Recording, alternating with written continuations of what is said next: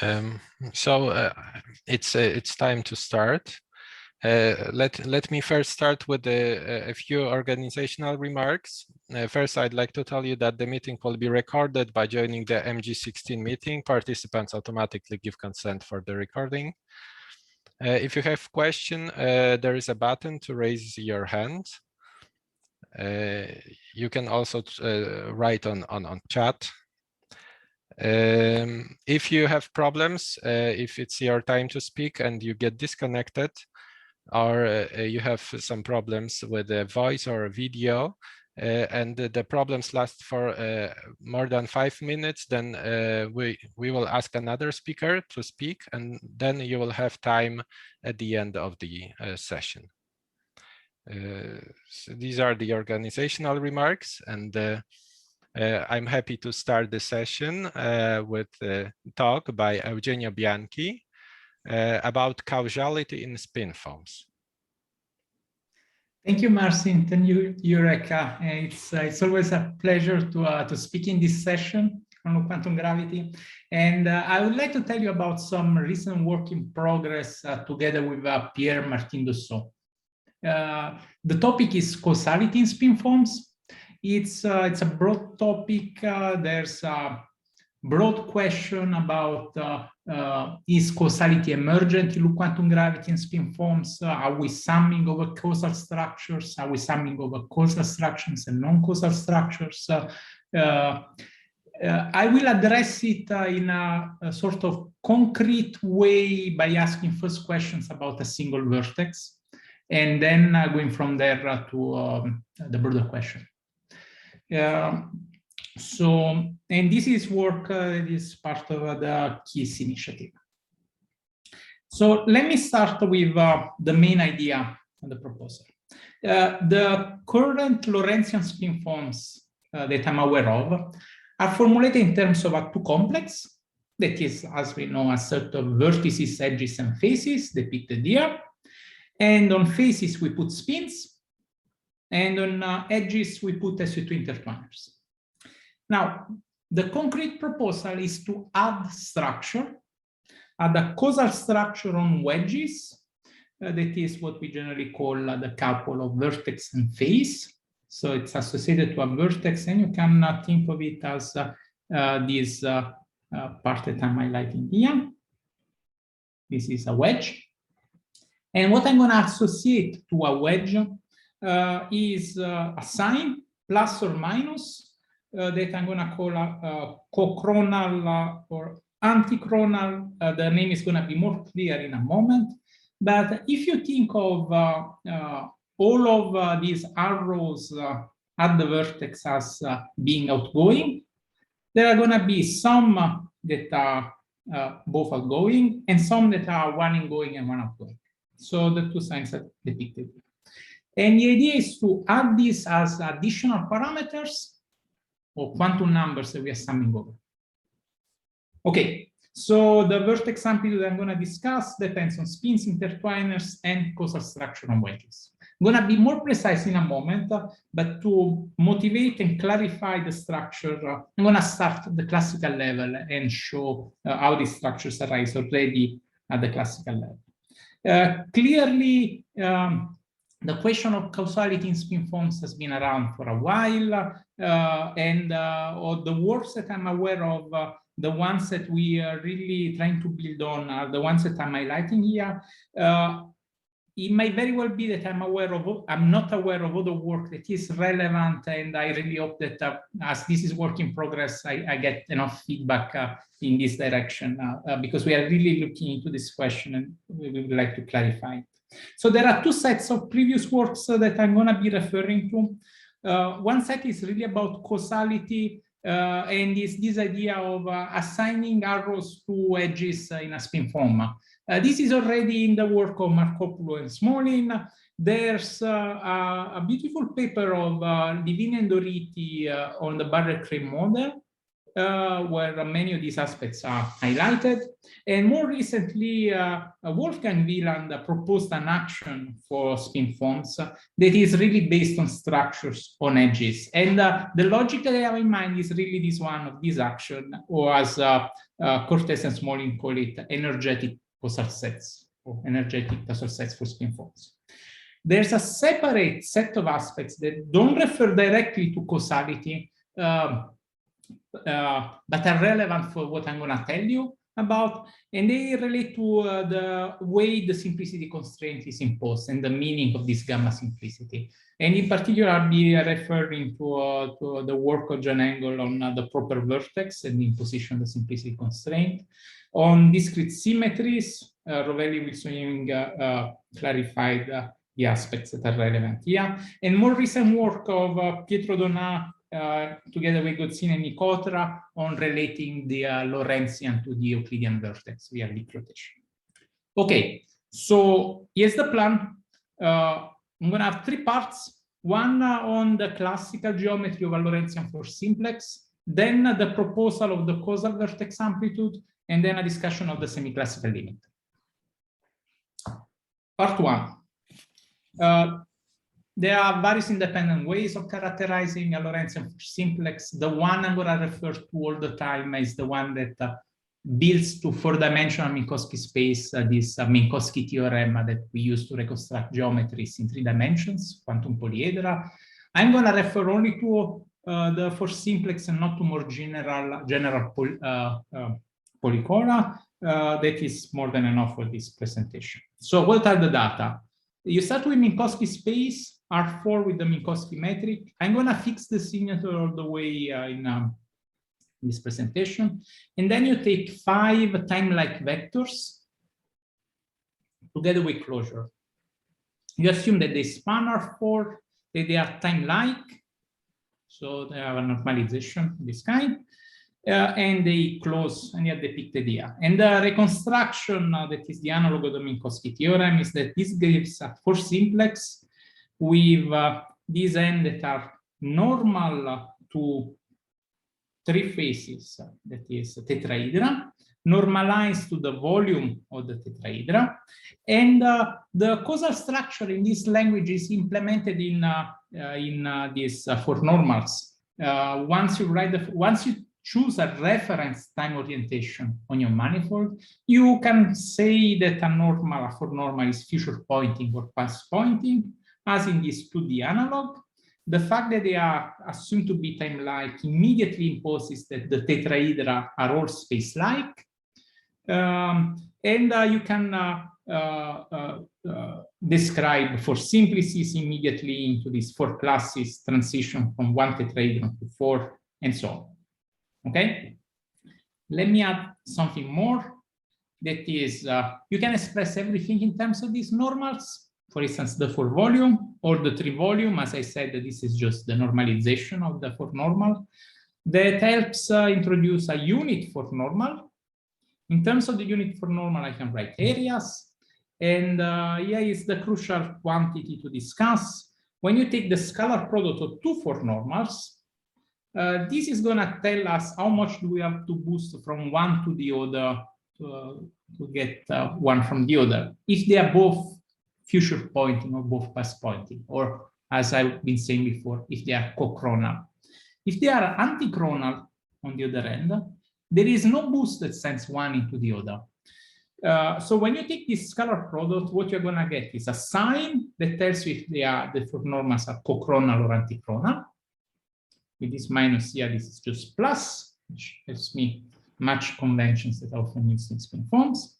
And this beta is my boost, and I can think of it really as not the boost from one normal to the other, but the boost from one plane orthogonal to that normal to the other plane orthogonal to that normal, and it's assumed to be positive. Okay? Now that I have these 2 structures, I can speak about the Regge action. The Regge action for a Lorentzian for simplex is a sum of areas of triangles times an angle that sum together, they're gonna give me the deficit angle, but here I need the Lorentzian deficit angle. So I need a way, I need a strategy to compute this epsilon beta. Now it's clear that the scalar product gives me epsilon cosh beta. So I need a strategy to write this epsilon beta.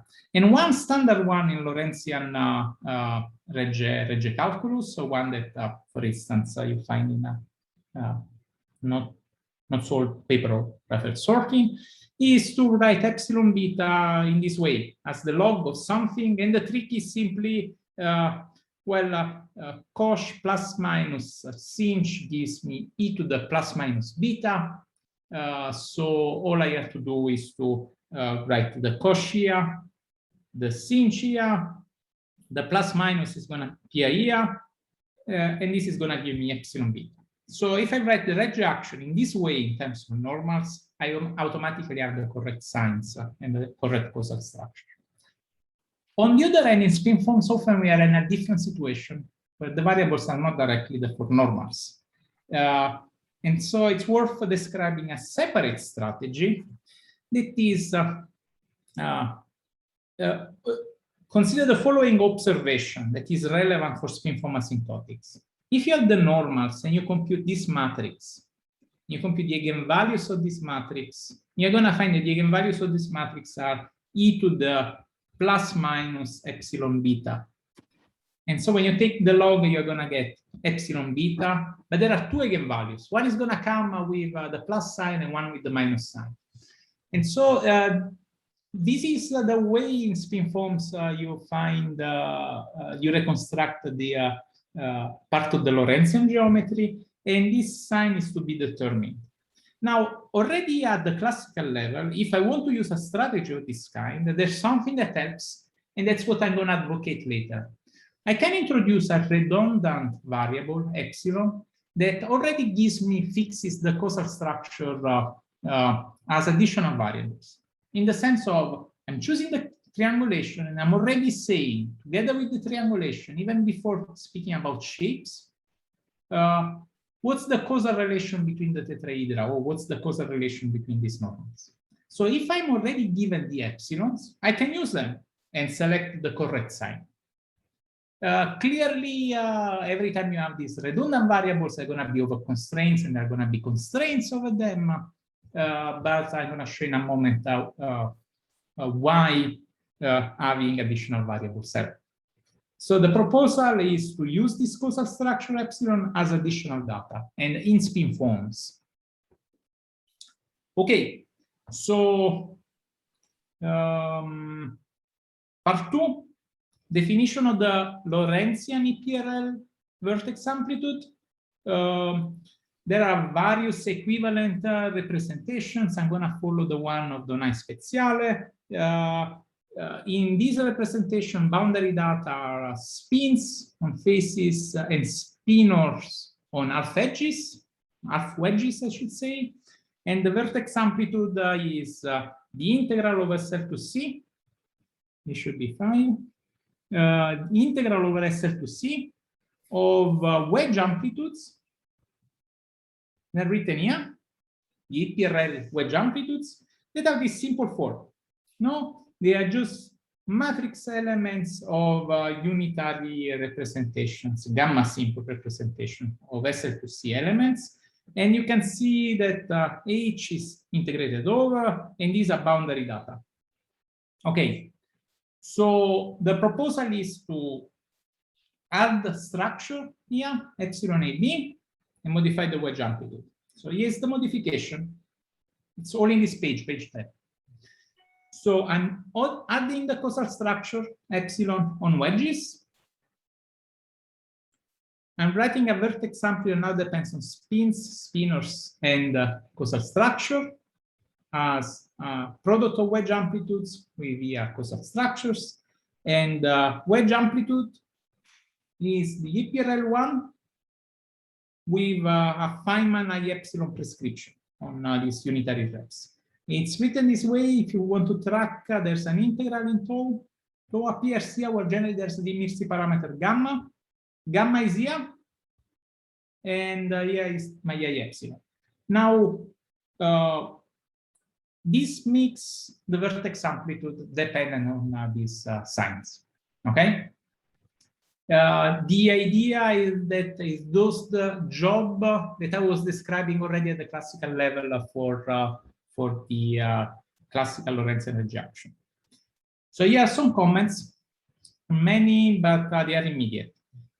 All of the formula is written here. The remarks are, first, EPRL is recovered as an unconstrained sum. If I sum over epsilon, you can check that this sum gives the identity. The second is that this proposal is linear in the boundary state. And so even if I'm expressing it in this basis that I find useful because it's the one that makes the asymptotic analysis the fastest, can really be expressed in any basis and given as operator spin forms. The third remark is that this is so there's this integral, and I should check that the integral is well defined and makes sense. And it turns out that it is well defined. You can compute the residue. It gives a sum of hypergeometric functions that is analogous to the EPRL ones, and has the property when you sum them over, you get the EPRL ones. Okay, now at a less technical level, like getting closer to the broader picture that I was speaking about at the beginning. If you want to go beyond a single vertex and consider a full two complex, well, here the idea is to introduce a causal edge orientation. Well, a full two complex is going to come with an orientation, an edge orientation, epsilon A. And out of the orientation, you can compute a wedge orientation. Okay? And so you can build automatically a causal spin form by reading it. By reading these edge orientations from the two complex. However, the reverse is more tricky because suppose that you take EPRL that is a sum over all these signs, these wedge amplitudes. This is an unconstrained sum. And some of the terms of that sum are going to correspond to assignments of wedge signs that are compatible with an edge orientation. And some are not going to be causal. So there's a question of are we going to restrict these vertex to only the causal ones? Should we expect that causality is emergent and simply in the semi-classical limit these ones don't contribute? But the point of view that that Pierre and I have been really taking is we don't want to modify the vertex. We want to identify structures in the vertex as additional quantum numbers that EPRL vertex sums over. And as usual, one has to study this full sum, but often it helps to freeze some of the sums. Instead of summing over two complexes, you choose one and you study properties. And still, you could fix pins and sum over intertwiners only. And yeah, one thing that one can do is to fix the causal structure, to fix the two complexes and the causal structure, and then you study the properties as you vary spins and intertwiners. Another important remark is the relation to the proper vertex that John Angus proposed. This is a proper vertex in the sense that the simplicity, the gamma simplicity constraint is tailored to select the Prebaski sector 2B+, and he does it by introducing something analogous to what we're doing. He is not writing it in this way, but he's introducing an epsilon AB for wedges. The difference with respect to what we are doing is that this epsilon AB for wedges that is obtained by imposing 2B+ sector is a function of all of the boundary data. So in a sense, the distinction, the expression is analogous to his, but the distinction is that ours is local thanks to the fact that we're using auxiliary variables, additional variables. These are free for us. Okay, so time, 2 minutes to conclude. I think it's good. Okay, so there's a lot that remains to be done. One immediate question is, there's so much we are learning from numerical implementations of spin forms and EPRL in particular. So there's the question of, is this even computable? Can we do a numerical implementation of this epsilon prescription? Well, it turns out that the key ingredient for, as I understand, the key ingredient for doing these numerical calculations is to pre-compute these booster functions that Simone Speziale and others have studied. And the expression I was telling you here in terms of hypergeometric functions essentially does the same, but they are not the same hypergeometric function, as such that if you sum them over, you get it. So there's a chance that this can be done. The second is the question of the interpretation of the I epsilon prescription. Because in field theory, the Feynman propagator is a green function of the Feynman kind. So the question is if this is the thing that we are defining is really solving the gamma simplicity, not as a constraint, but as a Feynman green function. And I don't know yet, we have some ideas, but that's really to be done. And the third point is what is the large spin asymptotics? Now, it turns out that for this last part, there's something I can tell you that is rather specific. So I'm going to go over it quickly. The asymptotics, I already have the variables prepared for the asymptotics. These are the boundary variables. This is the integral. Now, as done in these papers, I can open this integral by introducing an integral over CP1. I can do the integral over tau just by finding the residues. That is this formula. And so once I do the integral, I just get that inside the CP1 integral, I get a theta function of this quantity. This one restricts the region of integration over Z, over the additional spinors. And it restricts it exactly to the set of data that for Lorentzian boundary data is compatible with the existence of one for simplex. And there's a signal saddle point over these integration variables that corresponds to the e to the plus is. So from this point of view, even if this representation is not the most immediate to read, this is the one that makes it easier to read the asymptotics. So going back to my conclusion and summary, large spin asymptotics essentially done almost for free. You just need the right representation. It gives e to the is. Moreover, it cuts out Euclidean and vector geometries. There are more things to look at once you know that it addresses the cosine problem. For instance, there's the analysis of bubble divergences where there's a proposal of Rovelli and others, of Marius Kustulo and others, that the divergences and bubble divergences and orientations are related, and there are evidence for that for the Poisson-Roger model. And if this model is computable numerically, as we hope, then there's a chance of looking at it and seeing if also the bubble divergences are clear. Probably there's much more to be done. Certainly there's much more to be done. You have to get your feedback. Thank you for the attention. Thank you. Thank you for a very nice talk. Are there any questions?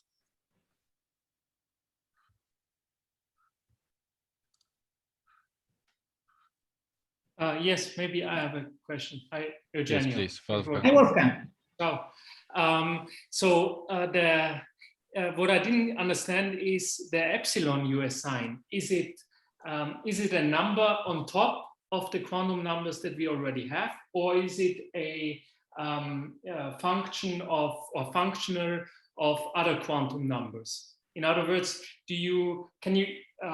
what you're summing over, does this epsilon depend on the boundary data, or is it an additional label? Yeah, thanks for asking, Wolfgang. Yeah, this is crucial. It's an additional label. It's an additional quantum number. It's assumed to be independent from the others. And then when you look at the saddle point, you find that unless there are relations between, the boundary data also determine an epsilon bar. And unless epsilon and epsilon bar match, you don't get a saddle point. And now, as you know, for Lorentzian boundary data, there are two saddle points, and this one keeps one and throws away the other. And similarly, it also throws away everything that is not Lorentzian in the standard sense. So I agree with you that one could introduce an epsilon that is determined by the boundary data themselves, but that would have a complicated nonlinear expression. And exactly. My expectation is that John Engel's proper vertex implements exactly that. even if his motivation is not causality, but specific Plebanski sector. I expect that the expression is equivalent to the condition that we get. Thanks. You're welcome.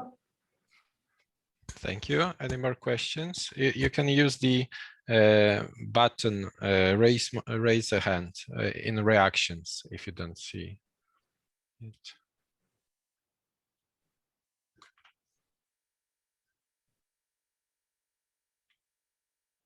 Oh, I see Igor.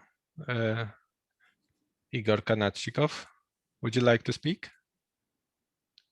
No, it was just approval of what is going on. Okay. Professor Lewandowski?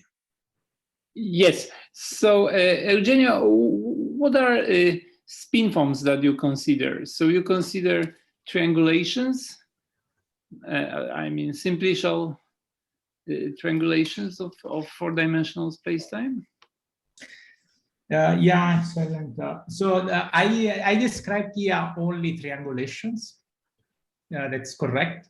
The formula, the way they are written, they generalize to the full spin form for all loop quantum gravity. And I was careful of trying to keep the formula in a way that would be immediate to generalize. There is recent work on doing the asymptotics exactly in this language for standard EPRL for things that are not simplicial, and the evidence that you get the analog of the rejection for these polyhedral objects under some conditions. So there are some conditions on the embedding of the boundary data into something four-dimensional and flat. So I expect that the condition that we are introducing also there is going to select some saddle points in the screwed orders. But for simplex, I have a definite conclusion for the large spin asymptotics. For the others, I think, well, I don't control it yet. It's way more complicated. But at the level of proposal, I would say you can. One can consider this proposal for all of loop quantum gravity, for all of the Kaminsky, Kisielowski, Lewandowski vectors. Thank you. You're welcome. Thank you.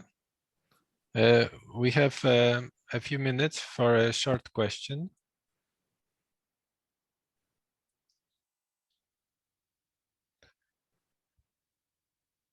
So I don't see any raised hands. In this case, thank you very much for your talk, for a very interesting talk. And let me prepare technically to introduce José. José, do you hear us? Yes, perfectly, loud and clear. Can you switch to the presentation mode? Yes. Thank you. Let me start my video. Mm-hmm. There we go. I hope you can see it and hear me. Yes, perfect. Perfect. Our next speaker is José Simão. He will talk about semi-classics of spin forms with generic causal character. Yes, indeed. So, hi everyone, good afternoon.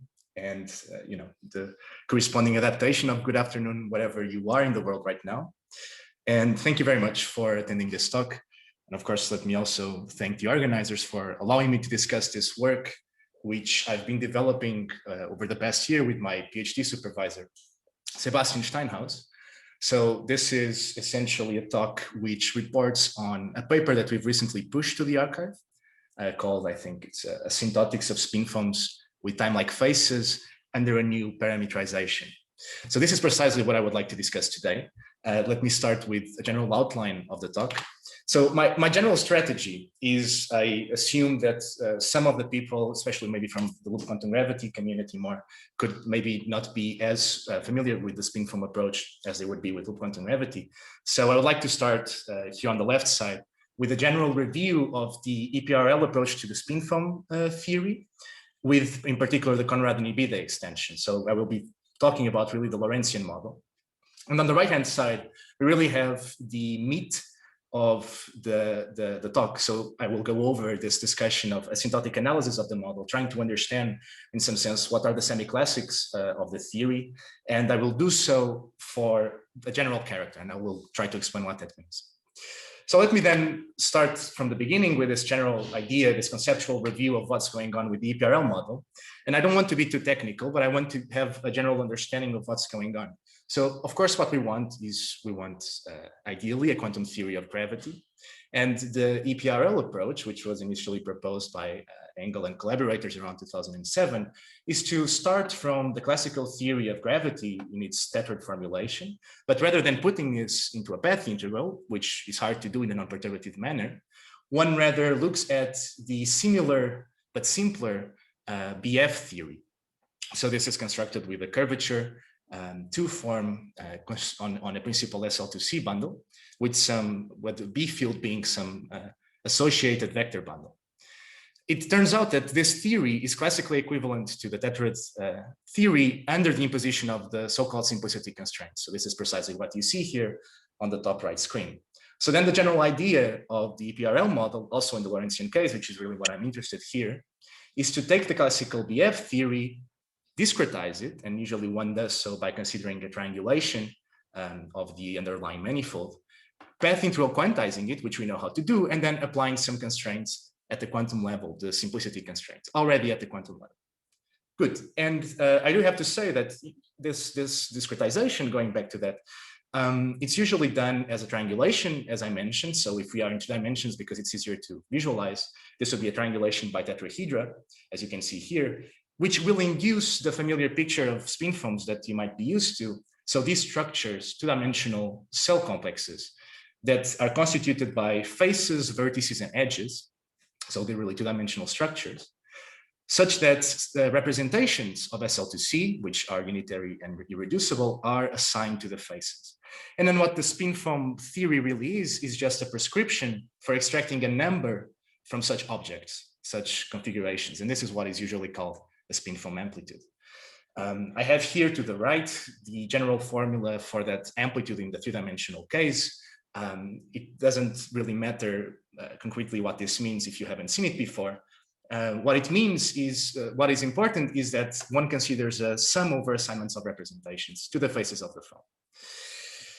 Now, an interesting, and let me mention that although the triangulation has in some sense a geometrical flavor to it, because indeed we are considering 4 simplices in the 4-case dimension, but also, we can consider also cellular decompositions by higher order polyhedra and polytopes. Although there is a geometrical flavor at the level of the triangulation, the induced spin foam object really only cares about the combinatorics and about the algebraic data. So really at the quantum level, geometry is diluted in some sense. Now, I want to focus on this restriction to admissible representations, which really comes from the application of the constraints at the quantum level. So we don't consider every possible representation of SL2C, we rather restrict in some sense. And how is this done? To see this, let's now consider 4 dimensions, and let's consider a triangulation by 4 simplices. And every 4 simplex combinatorically is described by this symbol. It has 5 tetrahedra living at the boundary. And what is very interesting about the EPRL model is that the application of the simplicity constraints require one, to some extent, to consider some notion of a causal structure, not a full-on causal structure in the sense that I can say whether 2 space-time events are correlated causally or not, but in whether a certain tetrahedra that I consider might be space-like or time-like. And indeed, I have 3 general situations. It can be entirely space-like, it can be entirely time-like, or it can be time-like where some of the faces will be space-like. This is done essentially by specifying an orthogonal vector to the tetrahedra. And what turns out that happens is that this choice of causal character, which I will be calling causal character, specifies a representation of SL2C, which is induced from a subgroup. So the original EPRL model proposed looking particularly at tetrahedra that were entirely space-like. And the representations that I will assign to my spin foam have to do with the character of the interfaces at the tetrahedra, so the triangles in which the tetrahedra are joined. The original proposal was then to consider an entire space-like phase between two space-like tetrahedra. This is the case we call a chronal, for the lack of a better word, which interestingly enough reduces in some sense the symmetry group to SU2, which of course would be the isometry group of a three-dimensional space-like subspace. But we have other examples, other cases, and those different choices, oh, I'm sorry, back, those different choices were precisely studied by Conradi and Nibida a bit later in 2010, such that they did extend the model to those situations. And then if I have time like tetrahedra, in general, the symmetry group will be reduced to SU11.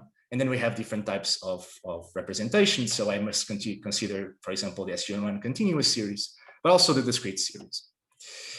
Good, so this concludes the general introduction to the model, more conceptual, more heuristic. Let me go then to the second part and talk about asymptotics.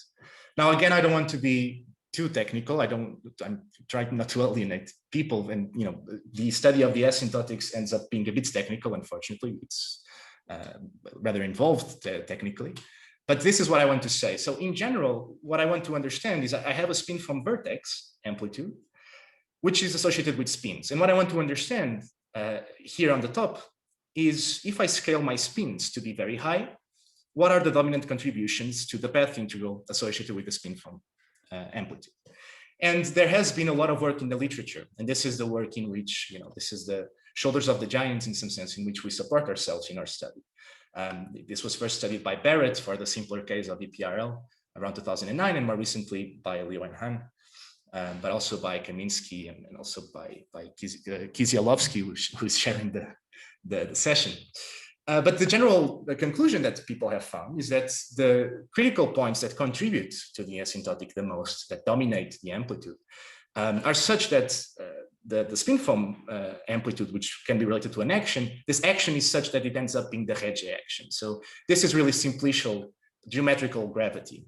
It's the well-known Regge action. And something else that was found out is that for given fixed boundary data, the amplitude actually goes not as the exponential of the Regge action as one could possibly expect, but rather as its cosine. So essentially, we wanted to look at these results and revisit them to some extent. And the paper, again, on which the stock reports on is still a bit large. It's around 50 pages. So there's a number of observations that we make, but I wanted to choose a couple of them for this particular talk. And these are the following. So the analyses were done really for simplicial spin foams, for four simplices. And we wanted to understand whether this could be extended to more general cellular decompositions. Now, the previous works used the so-called tetrahedron reconstruction theorem from Barrett in the Lorentzian case. We didn't find a Minkowski theorem for the Lorentzian case, and what I mean is a Minkowski theorem for polyhedra defined on Minkowski space. So we proved this in the paper. So we show that if you have a closure condition with some numbers and some vectors, then you can reconstruct two-dimensional polyhedra with spin areas and vectors orthogonal to the faces. And this allows us to do the asymptotic analysis for the case of non-simplicial spin foams. Now, another thing that we did is that, well, it turns out that this case of time-like interfaces, which we call parachronal, ends up being rather complicated. So when Liu and Han did the analysis some years ago, they ended up having a very complicated form for the analysis. And what we did was we essentially proposed an alternative way of parameterizing the model such that this substantially simplifies. And by doing so, we get the interesting, it's very clear if you do it in this way, that when you look at the critical points associated to such parachronal interfaces, and this is the point here, we not only find the Regge-like geometrical critical points, we also find non-geometrical ones, such that then the amplitude, at least for these interfaces, wouldn't really go towards, wouldn't asymptote towards something like a Regge theory. And finally, we also observe that with regards to the cosine problem, if one makes the particular assumption that your spin foam has a space-like polyhedra, but also time-like polyhedra inside the same polytope, then the cosine problem is more or less naturally solved. Okay? And it's precisely these last 2 points that I want to discuss. It's also what time affords in some sense. So regarding the parameterization, now this is again a bit more technical, but in general, the spin foam amplitude can be written as a general integration over SL2C elements and an integration over spinors that live in the complex projective line. And then there's some factor. There's some factor which we write as a pre-function and then an exponential of an action with a uniform lambda, one uniform scaling factor lambda, which will take my spins to be very large. Now, what matters is that this guy here is in general a product of the states, the boundary states that we are considering, and in particular in their analytical form. So I mean, these are going to be homogeneous functions, which are really functions coming from the SL2C representation theory. Now, for the particular case of these paracoronal interfaces, these particular states that we consider are coherent states that we construct from the continuous series of SU1. This is relatively well understood. So we have generators for SU11, which are the boosts and the angular momentum. And then the states are labeled by a Casimir with eigenvalues J, where J takes complex values, but continuously. And then the non-compact generator K1 with lambda being a real eigenvalue, and also a parity operator giving me a +1 and a -1. Okay, good. Now, the way in which you construct the state for the theory is, again, a bit involved, but what it matters is to understand that one chooses some reference state in the SU11 continuous series. This is what I mean by the head state. And then one acts with a representation of SU11 on this state. This defines a so-called coherent state. This is an SU11 coherent state, which then needs to induce by this iota map, whose particular expression doesn't really matter for this discussion. It induces a coherent state in SL2C. And this is what goes into the theory. Now, of course, in order to define this state, we need to choose a reference state here on SU11. And the Conradini-Bida way of doing this is to, in some sense, choose the most semi-classical state by looking at the Casimir variance of these states and trying to set it to 0. And what they find, assuming that lambda is real, is a particular correlation between the K1 eigenvalue and the Casimir eigenvalue in this particular way. When Liu and Han in their asymptotic analysis in 2018 looked at this, and they evaluated the coherent states at these values, and essentially the problem is that you get hypergeometric functions, which not really simplify into polynomials, into simpler functions. And so in order for them to continue the asymptotic analysis, they proceeded to an approximation, to an asymptotic approximation of these states, which then allowed them to do the asymptotic analysis of the model. Now, rather than doing this, what we propose is actually this continuous series in this particular basis. This is constructed as a basis, as an eigenbasis of K1, which is a non-compact generator. So really, these are generalized eigenstates constructed through this Gelfand triple construction. And what we can do is, if we can go back to the original paper by Lindblad, where this is done, what we can show is that here this on the top, what we can show is that the differential equations that characterize the eigenvalues of K1 actually admit complex solutions. So lambda can actually be complex as long as we take our completeness relations to have this form where we have to consider lambda and its complex conjugate, and also we have to take lambda to have a constant imaginary part. We can show that this completeness relation holds. We can show that this orthogonality relation holds. Now, using these states, we can now choose a different reference state. We can solve this equation for these complex eigenvalues of lambda. And one of the solutions, there's many, is this particular one, where lambda is simply ij. Okay. And it turns out that in doing so, the reference states, the coherent states in SL2C simplify immensely. We have no hypergeometric functions, which, by the way, is also what happens for all the other types of interfaces that were studied by Barrett and Kaminsky and collaborators. The hypergeometric functions simplify into polynomials. We can then look at the action in the asymptotic expansion, and we find a very simple expression for the action. Now, I don't expect you to recognize that this might be simple because you might have not read the literature that was there before, but indeed this is a rather simple form for the action. Let me just say what these objects are. Well, gamma is the inertia parameter, which you might recognize. S is the spin associated with the SU11 representations. The G and the Z are the integration variables, and then these L minus BA and L minus AB states characterize the boundary data in some sense. Now, as I said, what this allows us to do, not that we have an easier form for the action, is the asymptotic analysis, or at least the understanding of the critical points becomes a lot more straightforward. So what we can do is we can just expand the integration variables in terms of the boundary data in this particular way, where alpha and beta are just some complex parameters. And we look at the variations with respect to the integration variables. And then if you look at the time-like tetrahedron particularly, and we look at the critical point equation where we have to kind of sum over the variations with respect to the group, what we find is this equation down here. So let me walk you through this, what this is. On this side, you have a sum of, in some sense, every face of the time-like tetrahedron. We have a spin.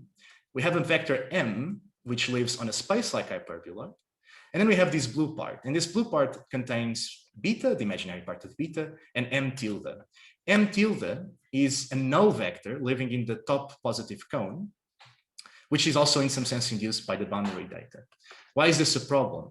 These equations are in some sense essential to recover the geometry. Note that if beta were to be 0 on this side, this equation would give me just a closure condition on the m vectors, which are really what you want to have, because if your tetrahedron is purely time-like and your faces are entirely time-like, the vectors orthogonal to the triangles will indeed live in the space like hyperbola. Now, it turns out that there is no natural way to argue that the configurations with beta vanishing dominate naturally over every other configuration. And in this way, we then have dominating critical points that are not geometrical. They do not allow me to reconstruct tetrahedra through the Minkowski theorem, or if you want higher order polynomial, higher order polyhedra, and then later, higher order polytopes. And indeed, then the theory is not really dominated by the Regge action. Let me go to the second point that I want to mention, which is the point about the cosine problem. So remember that the point of the cosine problem is that the amplitude really didn't go as the Regge action, but rather as its cosine. And this happened because for the same boundary data, we had two solutions to the critical point equations. Let's revisit the easier case that Parrott studied. So we had the achronal interfaces, and the critical point equations can be shown to really be characterized by two conditions. So we have the closure condition that we saw before. So we have some spins, we have some vectors, which will be thought of as orthogonal to the faces of the tetrahedra living in some sphere. This allows me to reconstruct my polyhedra, my tetrahedra. And then I have some algebraic equations that involve the group and involve these states psi, which are in some sense associated with the boundary data. Indeed, you can show that these equations naturally induce a vector in R4, which has this particular shape. So this can really be thought of as the orthogonal vector in R4 to the faces. Now this reconstructs my polyhedra. This tells me how to glue the faces of the polyhedra together into a 4-dimensional object, which might be a polytope or not, depending on some circumstances. Now one might ask the question, are there symmetries of the solutions to these equations that are not in some sense induced by the already existing symmetries of the action? So we look at the isometries of the 4-dimensional reconstructed object. And what are the isometries of such an object? We have translations to which the model is in some sense blind to. You have general rotations, and when I mean rotations in Minkowski spacetime, so also boosts. And you have reflections. Now, the rotations are already a gauge symmetry of the model, so you really have to look at reflections. And what you can see very easily in this case is that for given boundary data, which is labeled by the states plus, if I have a solution for the groups, which really tell me how to rotate the tetrahedra together such that I can glue them, then I can also find another solution by conjugating the group and inverting it, okay? And geometrically, what you can show, and we show this in the paper, is that this corresponds to a reflection of the 4-dimensional object, a particular reflection, a reflection where you take the 0th component to minus, and you leave all the other components invariant. And what is curious is that this is the only reflection that leaves this particular boundary data with 0 and n invariant. It's the only reflection that leaves the boundary data that you want to characterize the solutions invariant. So let us then ask, okay, what happens then in a case where now I have the Conradini beta extension and I have space-like tetrahedra and time-like tetrahedra? Well, then at least some of the interfaces will necessarily be of this heterochronal type. So I have an entirely space-like tetrahedron and I have a time-like tetrahedron with a space-like face. The bivector equations, I call them bivector because they will induce bivector equations with actual proper bivectors. This is their algebraic form, but you can make them more geometrical. Will be of this form. So on this side, again, we have rotations of the boundary data to a space-like tetrahedron. This side, we have also rotations. There's also some additional structure here of a time-like tetrahedron. But now look, the boundary data to this tetrahedron is going to be the vectors in S2. The boundary data to this tetrahedron that has time-like and space-like faces will be characterized by vectors living in the two-shifted hyperboloid and the ones living on the one-sheeted space like hyperboloid. So the boundary data is really characterized by this generic form. And let me say, so you have vectors in S2, vectors in the two-sheeted hyperboloid, vectors in the one-sheeted hyperboloid. Let me say that the way in which these vectors are induced from the boundary states really ends up, in the end of the day, it's really related to how the EPRL model and the extension is constructed, where you make this very specific choice of an orthogonal vector to the polyhedra, either 1, 0 or 0, 0, 0, 1. And indeed, what we show in the paper is that just as there is no reflection that leaves these vectors, which really span R4, invariant, there is no second solution to these particular algebraic equations, leading me to a second equation and thus to another contribution to the asymptotic expansion. And this means that then, at least when one makes this assumption on the causal character of your spin foam, there is no cosine problem for this particular case.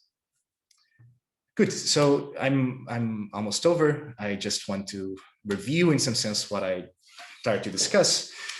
So I tried to argue how the EPRL model already implements at the quantum level some notion of causal structure, which is not really a causal structure as we would want.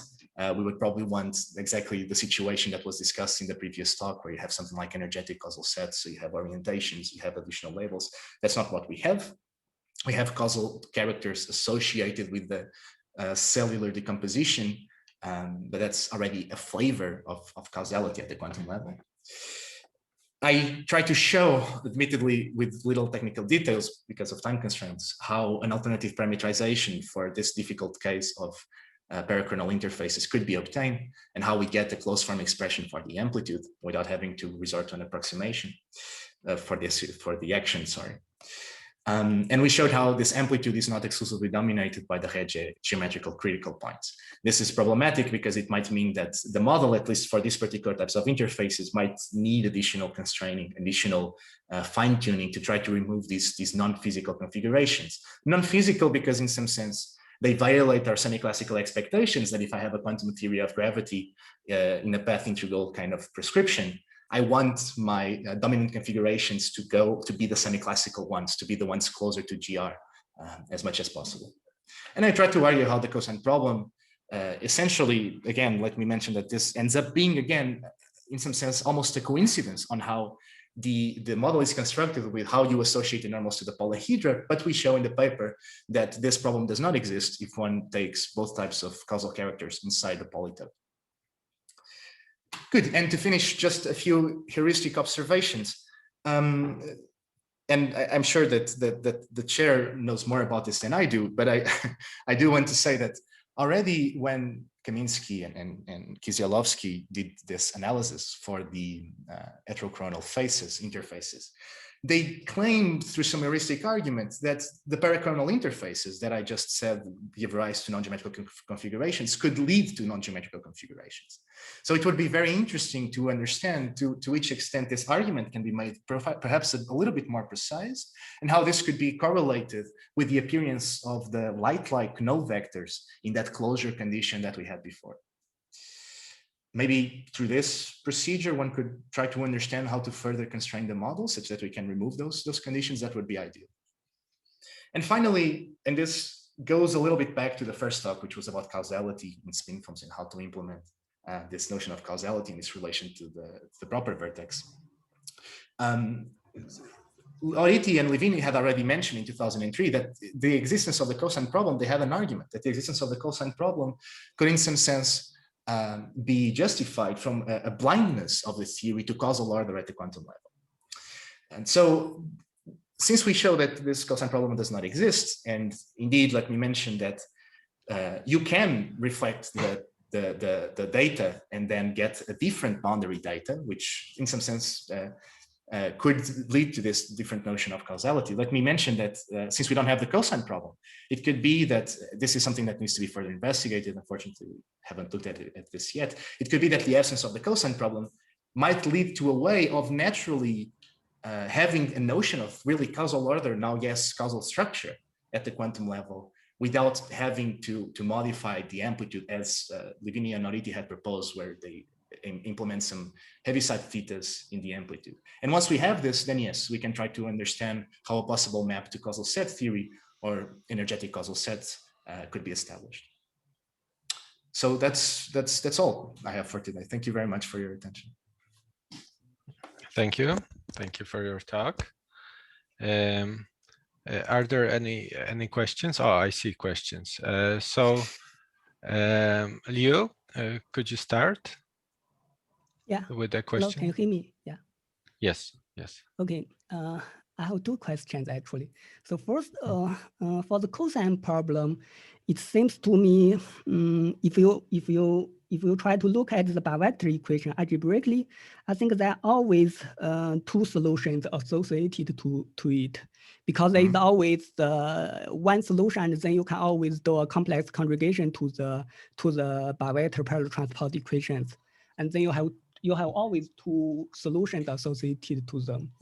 Even in the mixed case, for example, even in the mixed case, this parallel transport equation is somehow you parallel transport the SU2 bivector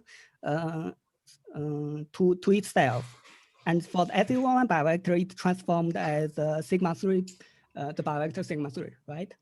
But if you consider not only sigma 3, but you can also put this transformation as R sigma 3 bivector R sigma 3. This will introduce the transformation to the group element like J dagger multiply R sigma 3, because R sigma 3 is in SL2C. So this always introduce a solution in the SL2C. This is of course another solution. It's not a gauge equivalent to the previous one. So I suppose this always give you another contribution to the action. So as you can imagine, it's a bit hard for me to understand, the algebra that you were doing in your head just now. Yeah, well, can you just go back to your slides? Yes, of course. There? And maybe the previous one? Oh, but this is the one that matters. This is the one which is problematic. But there is also the one for the SU2 and SU1. Yeah.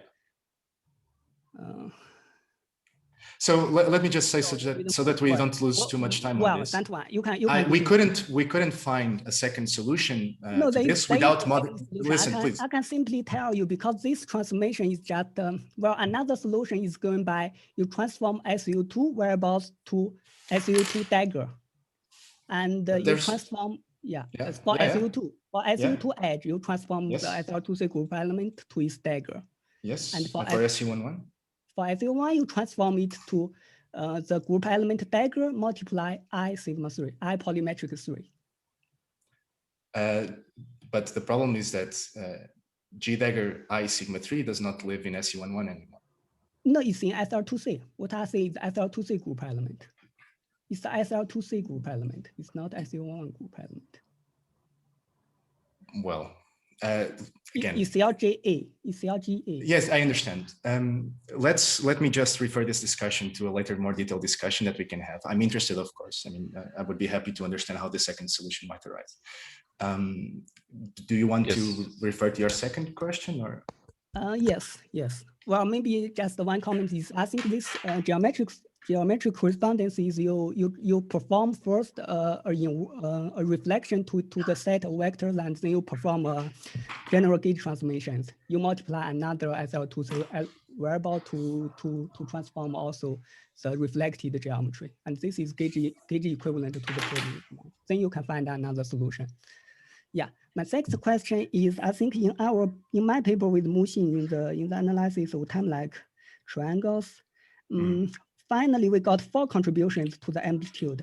I think what you put in your slide, the action is just one of the contributions, which consists in vertices, edges, and faces. I'm sorry. Set of all these men.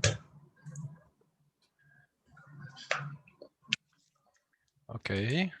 Could you resume, Liu? There was some disturbance. Yeah. Yes. Okay, can I continue? Yes, you can continue. Okay, yeah. So I think in our previous analysis, we got 4 contributions. I think your action in this slide is only one of these contributions. Yes. Do you also get the other three? No, we only get one. That's the point. The action is really much simpler. You had 4 contributions that essentially came because already your states were a sum of contributions. I think there were 2 contributions. So your action has 4 contributions. Our action is really No, just it's this. not the action have 4 contributions. The attitude have 4 contributions. We have 4 different actions. Or yeah, but each act. So the actual action is a contribution of 4 actions. And what I'm saying is that for us, we really only have, for us in this new parameter. The amplitude is the sum of exponential action of such 4 parts. Yeah. If you want. So but then one of the action in our situation, we really only have this formula that I showed you is really the full action. There's no additional actions contributing. Okay. Okay. But why is this? Because why the? I'm sorry. Don't agree with. I'm sorry. We need to prepare for another talk, so maybe Okay. you could continue the questions privately. Let me thank again the speaker for his presentation. Thank you, Jose. And our next speaker will be Farshid Soltani. Do you hear us, Farshid? Yeah, do you hear me? Yes, I hear you. Could you, yes, make the presentation mode? Okay, thank you. Our next speaker is Farshid Soltani, and he will talk about spinform framework for the black hole to white hole transition. Okay, thank you. Hi, everyone. Today we'll talk to you about the black to white hole transition and specifically how the spinform approach can be used to describe this phenomenon. To start with, I want to talk about the black hole spacetime and see what the few quantum gravity models we have at our disposal can say about this. So in the conformal diagram in the picture represents the conformal diagram of a Schwarzschild black hole in classical general relativity. The light gray region represents the interior of the star that collapsing form a black hole. The dashed line represents the event horizon, and the thick black line represents the classical singularity. The external region of this spacetime well describes the actual exterior region of our Schwarzschild black hole. However, in the interior region, quantum effects are neglected in this conformal diagram, and they cannot be neglected in an actual physical situation, especially near the singularity. The event horizon in this specific conformal diagram reach infinity. However, if we consider also quantum field theory on cool spacetime, we can show that a black hole actually evaporates. That is, it emits radiation and slowly loses mass. And we know that it reaches a Planckian size in a finite amount of time. When it reaches Planckian size, quantum effects are no longer negligible. And so we need to consider the full quantum gravity theory to describe it. Conformal diagram that is often used to describe the situation is the one represented in this slide, where the black hole is actually assumed to completely evaporate at the end of its life. So the information inside the black hole is or lost or it needs to come out before the complete evaporation. I will try to argue that this is actually a bad diagram and a bad guess because assuming that the black hole completely evaporates is actually a guess about quantum gravity, since quantum gravity cannot be neglected at the end of the open evaporation. And I will try to argue that this is actually a bad guess. To see this, we can consider the actual quantum region in a black hole spacetime. So we know that the region of where quantum gravity is non-negligible is where curvature reach the Planckian size, and it is represented in dark gray in this diagram. In this diagram, even if the black hole evaporation is not explicitly shown, it is assumed the black hole is assumed to evaporate. The whole dark gray region represents a region on the black hole spacetime where quantum gravity cannot be neglected. However, the physics of this region is not the same everywhere. You can distinguish 3 different regions called region A, B, and C in this diagram. This can be seen by considering, for example, surface of constant Schwarzschild radius inside the black hole, and we can fix also for simplicity the angular coordinates. Then it can be shown that considering an arbitrary point in the B region and an arbitrary point in the C region for a stellar-sized black hole at the end of working evaporation, the distance on the surface between these points is actually very huge and space-like. So if you assume that locality is a fundamental principle for a physical theory, we need to assume also that the physics of these three regions is actually independent from each other. Specifically, we can say that the quantum effects arising on region A are due to the fact that the curvature explodes going toward the future of the classical singularity. The physics of region B instead describes the physics of the horizon of the black hole at the end of working evaporation. And at the end of this evaporation, the black hole horizon reach a Planckian scale. And so even small quantum fluctuation are important in this region. And so we need to consider it.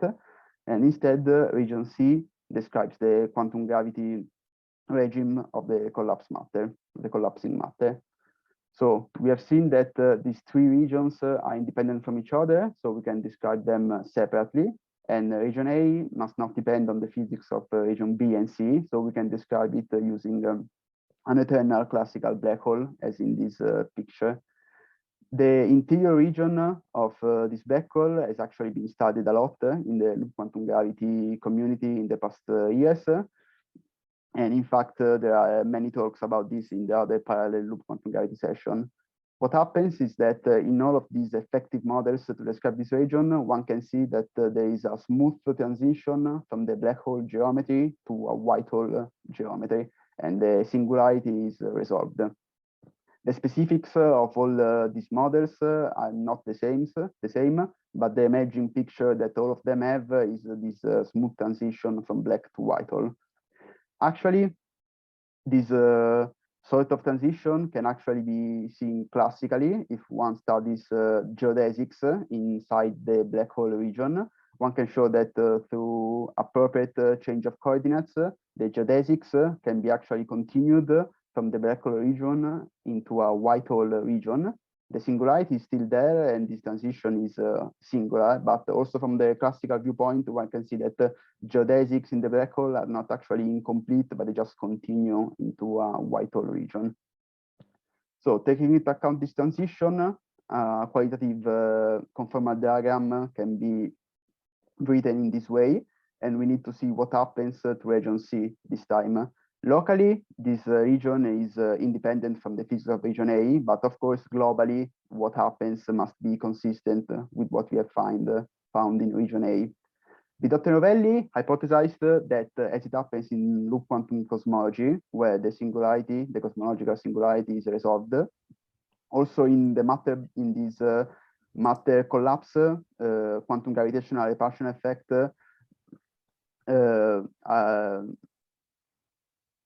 there is a bounce of the matter due to these quantum gravitational effects.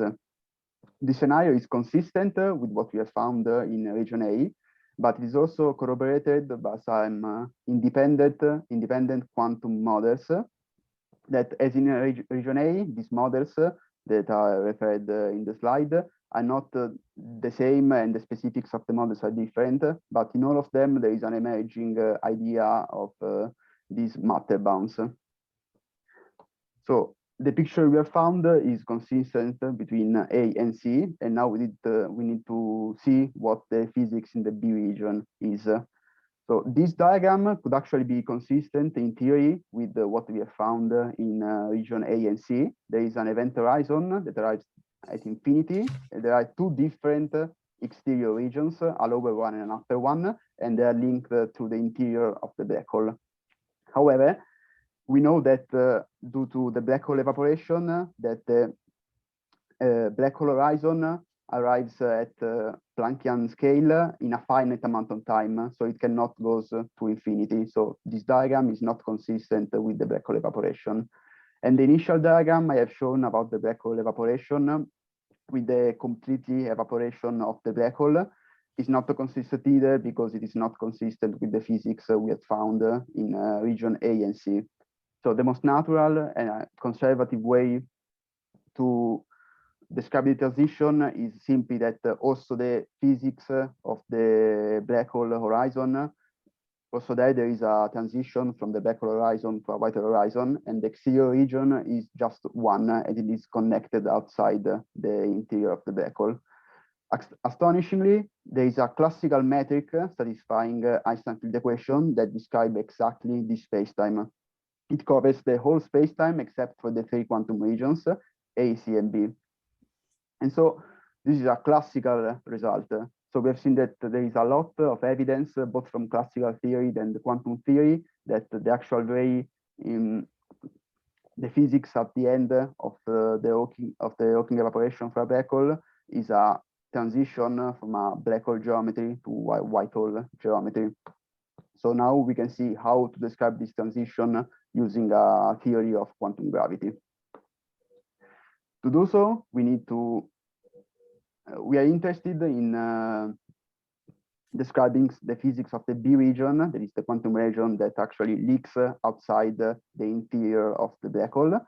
To do so, we approximate the region A and C with effective metrics because we are interested only in the physics of the B region, and we need to specify this quantum region and explicitly define a boundary that we will call sigma for this region. The boundary we have defined is qualitatively pictured in this lower diagram, and the specifics of this boundary are not important for what follows. The important point is that it depends on four free parameters. It depends on the mass m of the black hole when the black to white hole transition happens in the B region. It depends on the external asymptotic time v that it takes for the transition to happen. And it depends on other two radii, plus and r minus, that are the Schwarzschild coordinate for this point s plus and this point s minus. The point s minus actually sits on the Schwarzschild surface R equal constant, in which the bounce in the A region happens between a black hole geometry and a white hole geometry. And this bounce makes that the classical singularity at r equals 0 is not reached, so there is a minimal radius at which this bounce from black to white hole geometry happens, and this radius m minus is exactly the radius of the bounce in the A regions. So the classical geometry is completely defined by this, and there are a few parameters that describe this spacetime, the ones of the sigma boundary of the B region, and for example, also the black hole lifetime and the white hole lifetimes. These are three parameters of the model that need to be fixed by the quantum transition. We actually have the geometry of sigma, that is the one induced by the classical spacetime that we have constructed. So we know the initial and the final state of the transition we are looking for. So using this and using a theory of quantum gravity, we know what is the boundary state of this transition. Will be simply the coherent state if the boundary space of the quantum gravity theory that is picked on the classical geometry defined on sigma. Once we have the boundary, the quantum gravity theory, if it is able to describe physical situation, it will be able to associate transition amplitude to this process.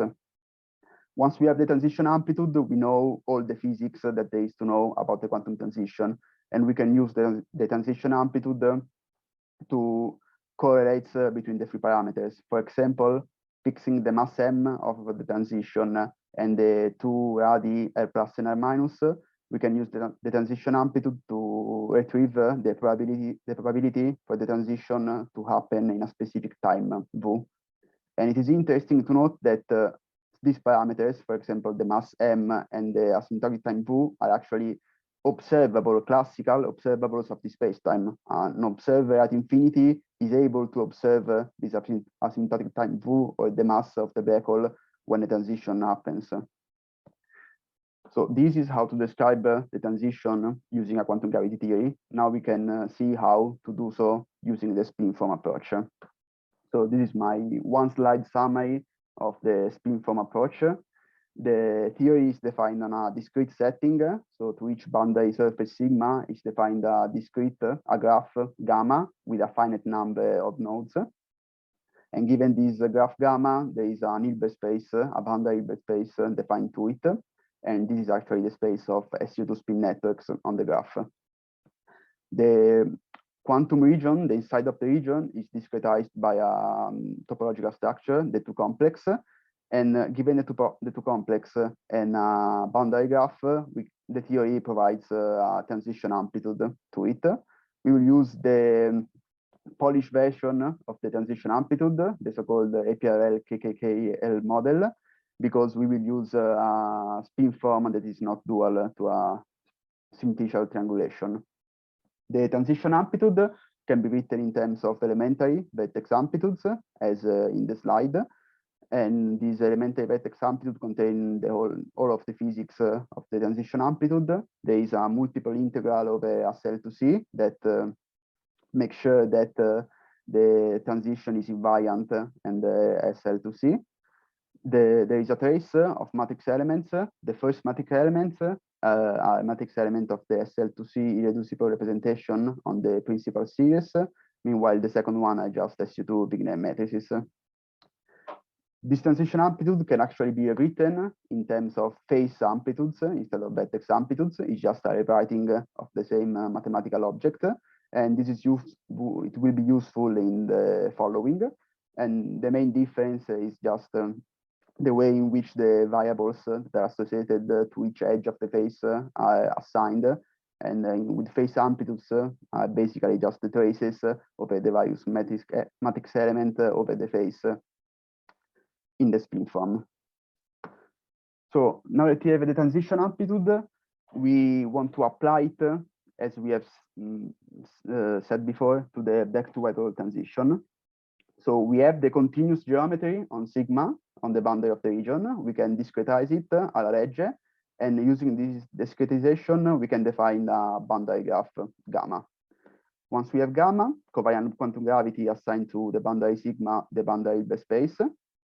Using the discrete geometry we have defined, we can construct a coherent state on the boundary Hilbert space, and this coherent state picked on the discrete classical geometry will be the boundary state of the black to white hole transition. And finally, after having built a two complex, we can simply use the formulas I've shown before to write down the transition amplitude for the process. To define the discretization of the classical geometry and the two complex C, there is not a unique way to do so. It needs a fine balance of two different things. It needs to be sufficiently refined so as to be able to capture the relevant degrees of freedom of the phenomenon, but it also needs to be sufficiently simple in order to be able to do the calculations that are not very simple in general cases. So the construction of the spin form and the boundary gamma has explicitly been performed in these papers reported in the slide. In the left part of the slide, there are the combinatorial definitions of both the graph gamma and the two complex C. They are compact and they are mathematically well defined. However, it is really not simple to visualize the things with a combinatorial definition. So there are some visual aids in this slide. The upper figures represent a two-dimensional and a three-dimensional representation of the boundary graph for the transition. The nodes are represented as a colored sphere, and two nodes with the same color represents two nodes that are geometrically equivalent. The structure of the spin form is represented in the lower figures. The first one is just the one complex without faces, and we see that qualitatively we can distinguish three layers, a lower one, a middle one, and an upper one. The lower and upper one can be recognized as just gamma. They are just the boundary graph with the nodes and the links, and the middle layer contains the vertices. Even if the same colored sphere pattern is used both from nodes and vertices, they're actually very different objects, just for simplicity. So two vertices with the same color are equivalent between themselves, and three nodes of the same color are equivalent between themselves, but not vertices and nodes between themselves. The faces of the two complex, some of the faces are represented in the other two figures. There are just two types of topologically different boundary faces, these semicircular ones and these rectangular ones. And there's just one type of topological faces, internal faces, the one represented in this picture. So the main point I want to convey is that the spin form in gamma needs to be sufficiently refined to take the relevant degrees of freedom, and they are quite complicated. However, there is a high degree of symmetry that helps in the writing down of the transition amplitude. This is actually done in this slide. We have constructed a coherent state peak on the classical geometry we have constructed. And then using it, we have written the transition amplitude using the APRL KKL model and using the form in the transition in phase amplitudes. Since we have seen that there are just three topologically different type of phases, there are just three phase term of amplitudes. The first phase amplitude is associated to the semicircular topological type of phases. The second phase amplitude is associated to the internal phases. And the last phase amplitude is associated to the boundary rectangular phases. This is, of course, complicated, is a complicated expression, but it contains all of the physics of the transition amplitude of the back-to-Weddell transition. So we just need to study it to extract this physics. Unfortunately, this is too hard to do it analytically. However, recently there's been much progress in the numerics of the spin forms, and Pietro Paolo Fisoni will tell you all about this in the next talk. And so there is hope to study this transition numerically, and this is what we are doing now. However, the phase form of the transition amplitude is not the best way to be studied numerically. So we have written it in terms of vertex amplitudes, in this case in terms of coherent vertex amplitude, in terms of SU2 coherent states. There is a normal associated to each couple of adjacent faces. This formula is, of course, really hard to be read analytically. However, there is a nice graphical representation in the slide, and we can see also from that the transition amplitude is complicated, but there is a high degree of symmetry. For example, we can see that there are in total 14 vertices. 8 of them are all topologically equivalent, and they are represented in this lower zoom. In the upper one, there are all the other 6 of them that are also topologically equivalent. The lower vertex amplitude is actually the standard APRL vertex amplitude. So this is studied in detail in the literature. And the other one is more complicated, but is however quite simple, and we hope that it can be studied without many problems. So to sum up, we have seen that the quantum region in a black hole spacetime can actually be divided in 3 physically independent quantum regions, and these regions can be studied independently. The physics that these regions seem to suggest, both from a quantum point of view, but also from a classical point of view, is that there is a quantum transition from a black hole geometry to a white hole geometry. We have studied the transition at the horizon in the B region, and we have seen how covariant loop quantum gravity provides a clear framework to study this phenomenon.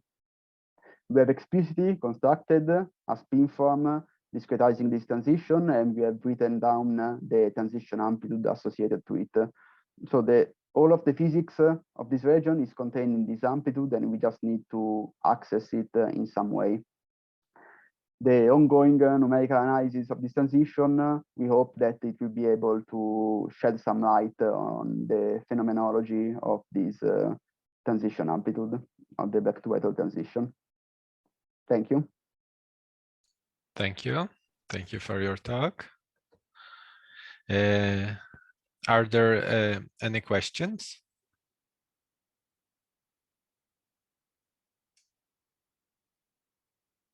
Let me see. I don't see raised hands, but I see some people. Oh, Jerzy Lewandowski. This spin form is pretty complicated. So in what way do you define the spin form? Is it a random choice, or is there some rule behind this construction? No, the boundary graph gamma is actually dual to a triangulation. So for the boundary graph, we have just constructed a triangulation approximating the geometry of the sigma region we have defined, and we have found gamma just as the dual.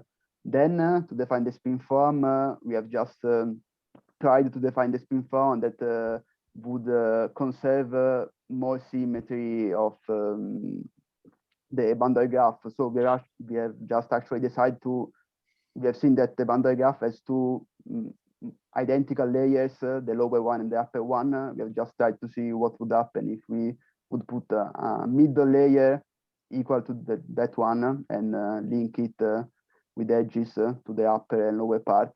And we have seen that it was very symmetrical and very nice to deal with. And what is the boundary graph determined by? We have discretized the classical continuous geometry we have defined on the boundary sigma, and then we have discretized the topology.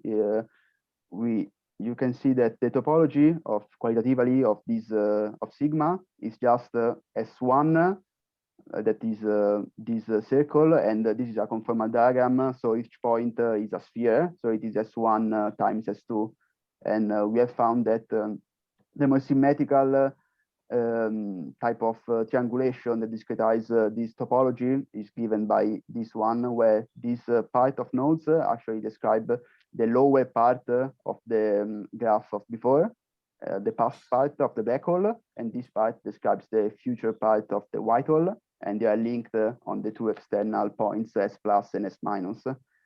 And this was very symmetrical, and it had nice properties with the geometry of the boundary. Okay, thank you. You're welcome. Thank you for your question. Thank you. Any more questions?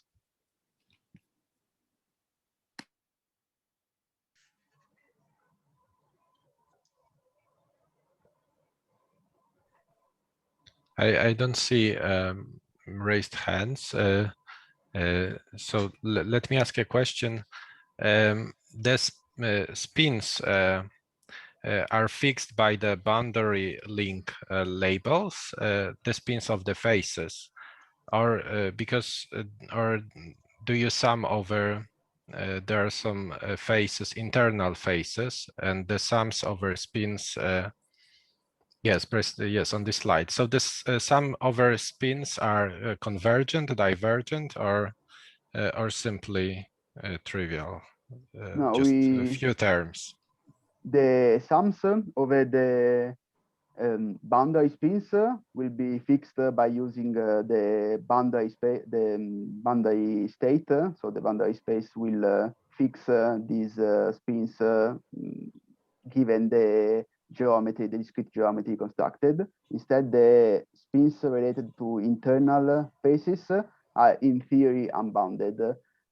Preliminary analysis we have done using asymptotics of the APRL KKA model and seeing which constraints do we find in the asymptotics seems to point on the finiteness of these sums, but we have not strong analytical results, so we are waiting for the numerical analysis to see better what is going on. I see. So you see numerically that the sums over spins are convergent.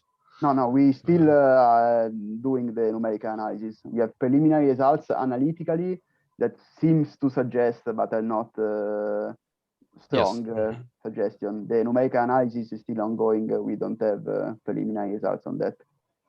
Okay, thank you. There is a time for a short question. Okay, I don't see any more raised hands, so thank you for your talk. Thank you. And our next speaker will be Pietro Paolo Frisoni. Are you here? Do you hear us? Yes. Oh, Yes. yes, I Hi, see. here. Could you share your presentation? Yes, of course. Okay, can you see my screen now? Yes, I see it. Okay. Okay, great. It works.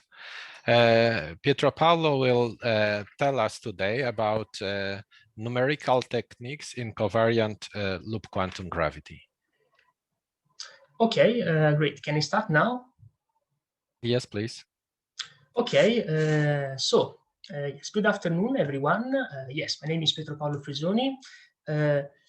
I am a first-year PhD student at Western University, and yes, today I'm going to talk about the main numerical techniques which are currently used in the spin-foam approach to LQG.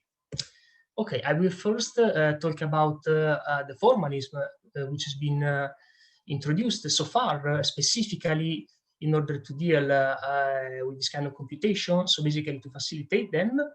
And then I will talk about the new results on the infrared divergences. That is the question that we are trying to address actually from a numerical point of view. Okay, so since the spin foams in general, at least roughly speaking, have the mathematical structure of a gauge theory, which is defined on a lattice, which represents the space-time. If you want to perform physical concrete computations, the first thing that we actually need to do is basically to take a compact region for the space-time itself and basically chop the latter into 4 simplices. So we can deal with the dual triangulation, which consists in vertices, edges, and faces. The set of all these elements form the so-called 2 complex, whose structure is written here on the slide. In particular, in the APRL model, the partition function on a given closed complex is here defined basically as a sum on spins which are associated to faces of the 2 complex and intertwiners along the edges. Okay, I hear some noises, but okay, I go on. So in particular, in the APRL model, the partition function itself is basically defined in terms of amplitudes, which are associated to faces, edges, and vertices.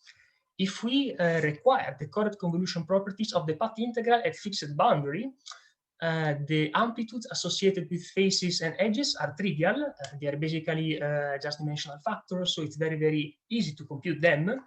The highly non-trivial object to compute is the vertex amplitude. So basically, the goal is to find an efficient numerical method in order to perform computations in the within the APRL model, which in turn means to find a way to compute efficiently vertex amplitudes. Okay, so a single vertex amplitude, if we use, as I did here, the magnetic index basis can be written in this way. In terms of graphical notation, here each white boxes basically represents here an integration over SL to C. The Y map here is represented basically as a blue line, and each line represents a representation matrix of SL to C. With respect to the previous slide, each edge is split into a multi-strand line, basically according to its valency, which is the number of faces which share the same edge. The problem with this expression from a numerical point of view is that here we have 4 integrals over SL to C. So they are 6-dimensional integrals, which in general are unbounded and highly oscillating. So especially with low spins, if you want to compute them efficiently, numerical methods for this kind of integrals can be very, very inefficient. So we basically want to find a way, so basically a more computational friendly form for the amplitude, and this can be done. It must be said, nevertheless, that recently, I think the paper was released this year in January or February, a new method appear, which basically consists in adapting the Lifshitz, Timbal, and Markov chain Monte Carlo methods in order to compute directly the oscillatory integrals in spin form. And this works very, very well when you actually want to deal with very, very large spins. So yes, very nice work. But if you want to find a simpler form for the amplitude, we can basically use the Cartan decomposition for each element of SL2C. So we basically have this key step, which consists in taking each integral of on SL2C and yes, basically decompose the latter into a rotation, a boost, and another rotation. Here, U and V are arbitrary SU2 rotations, and R, lower case R, is basically a positive, positive number, which represents the rapidity parameter of the boost, along a predefined axis. In terms of graphical notation, what happens along each edge is very, very interesting, because let's focus on just 1/2 of an edge for simplicity. So for each half edge, we have just one integration over SL2C. So basically, the first step consists in decompose the latter according to the above decomposition. So we have basically a rotation, then an integral over the boost parameter, and then another rotation. So we just need to perform each integral separately. In particular, the evaluation of the first integral over SU2 gives basically an SU2 intertwiner, which leads to an invariant 15J symbol for the vertex structure, which is labeled by the spin lower capital L. In the 4-dimensional theory, this is a 15J symbol, but for example, with the 3-dimensional theory, we have the 6J symbol for the vertex structures. So basically, here the SU2 invariant, it depends on the dimension of the theory itself. The evaluation of the second integral, over SU2, gives another intertwiner, which glues basically the two half edges, which is labeled by the spins lower capital J.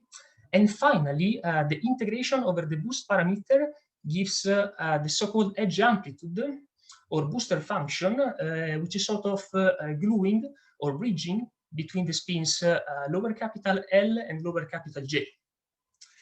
Okay, so we end up basically along each edge with two booster functions. So basically two integration over the boost parameter. If you want to see the same thing from a different perspective, okay, here we are. What happens in each vertex amplitude is basically, the new expression for the vertex amplitude is indeed this one. So we have a summation over SU2 invariants or 15J symbol, which are sort of boosted between frames thanks to the booster functions. So the vertex amplitude itself basically turns out to have the structure whose nature is entirely SU2 times integral over the boost parameter. From a geometrical point of view, one can think of a simple booster function as basically something which takes a tetrahedra and boosts it into another frame. The exact meaning of boosting a tetrahedra is highly non-trivial, and it's basically explained in this paper by Pietro Donà, Marco Fanizza, Pierre Marti-Bussard, and Simone Speziale. But yes, in simple terms, basically the booster function boosts tetrahedra from one frame to another. This new expression is far more convenient than the previous one, because we basically traded 4-dimensional, six-dimensional integrals with 1-dimensional integrals. So we basically just need to compute them and then to sum them up. The only drawback of this formalism is this summation over these auxiliary spins, because here for a single vertex, we have 6 spins, which are precisely the spins lowercase L for the vertex structures, and we have basically an infinite amount of them, because these 6 spins can assume all the values which are basically compatible with triangular inequalities. So this method, in principle, would require to compute actually an infinite amount, both of Husserl functions and of 15J symbols. So far, we don't really have a method to estimate the error that we make when we actually truncate these summations. So this is still a work in progress, but we see that even if in general it actually depends on the boundary data, the convergence in this summation is quite rapid. In fact, we actually need to put a cutoff on on the summation on the spins, and this cutoff is called usually the shell parameter. So as I said, we don't really have a method so far to estimate the error that we make when we actually use a finite value for the shell parameter. And here the problem is that the convergence in this parameter seems to depend very strongly both on the boundary data and, for example, on the immediacy parameter. So yeah, it's not easy, and so this is still work in progress. In principle, therefore, the full APRL amplitude is only recovered in the infinite shell limit. So now the question is, how fast can we compute these amplitudes? In particular, there is now a new code which was released in November of the previous year, which was written mainly by Francesco Gozzini, which can be downloaded for free. This is the address, so I hope you basically to have fun with it, because with respect to the previous version is much faster and more user friendly, because Francesco also wrote this sort of Julia interface which allows you to use the function of the library without worrying, basically without worrying about the compilation of the code itself, and basically how to handle the memory. So this is done automatically, by the Julia interface. So now we can finally talk about the infrared divergences, which is indeed the research subject that we're currently studying. So we can use basically the numerical approach to do this, and in particular, we chose to focus on one of the simplest cases to deal with from a numerical point of view, which is the self-energy amplitude, which can be interpreted as basically the renormalization of the propagator in spin forms. So in terms of structure, the self-energy amplitude is basically composed by 2 vertex amplitudes, which are contracted through 4 bulk spins, 4 bulk intertwiners and 6 internal faces. In particular, the sums over the bulk faces are unbounded, so they basically form a bubble, namely a face with no boundaries at all, and the infinite summation on these faces are precisely the way in which the divergence of the bubble itself manifests.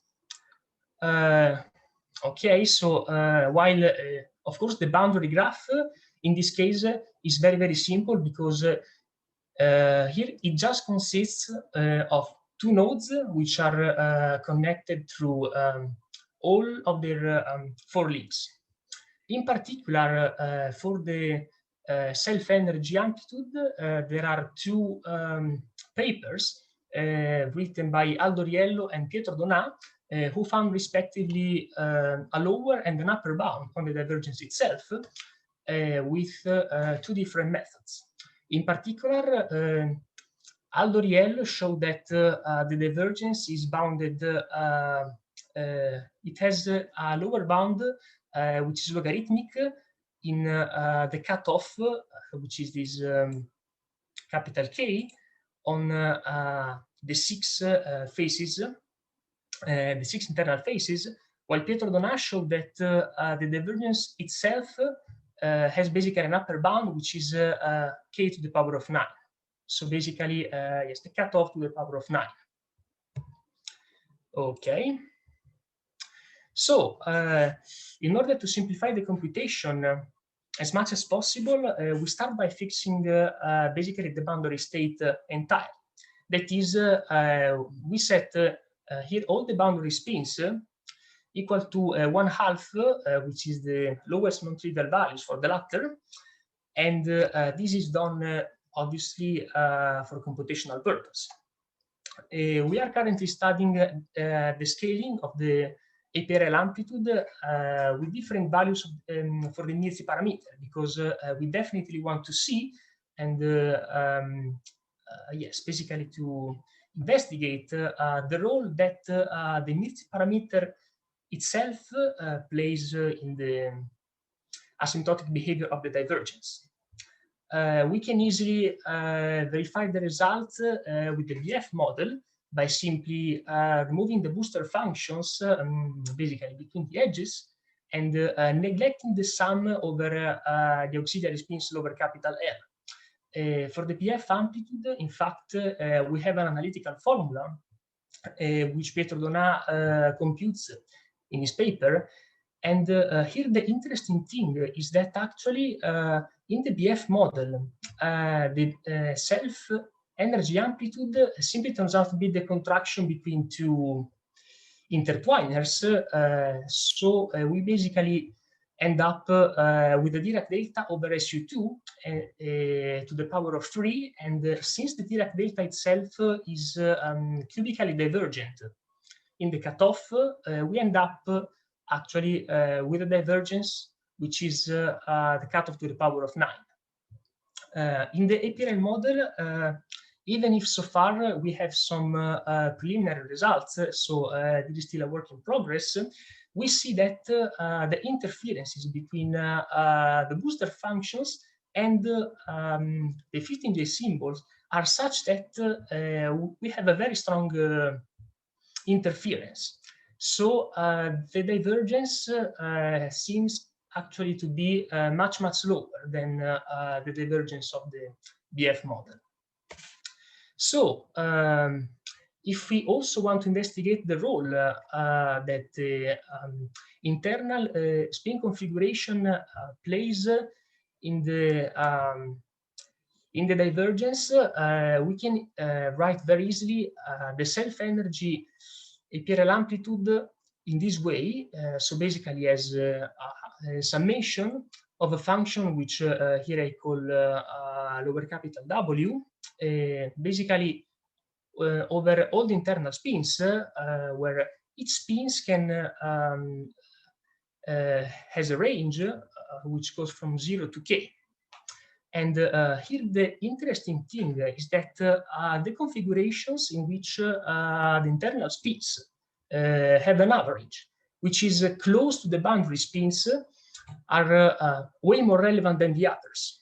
If we put, for example, on a three-dimensional graph, on one axis, the average of the bulk spin, and basically on the other axis, the standard deviation of the internal spins, we find that in a logarithmic block, in a log plot, yes, here on the z-axis, we have the modulus of the logarithm of the W function.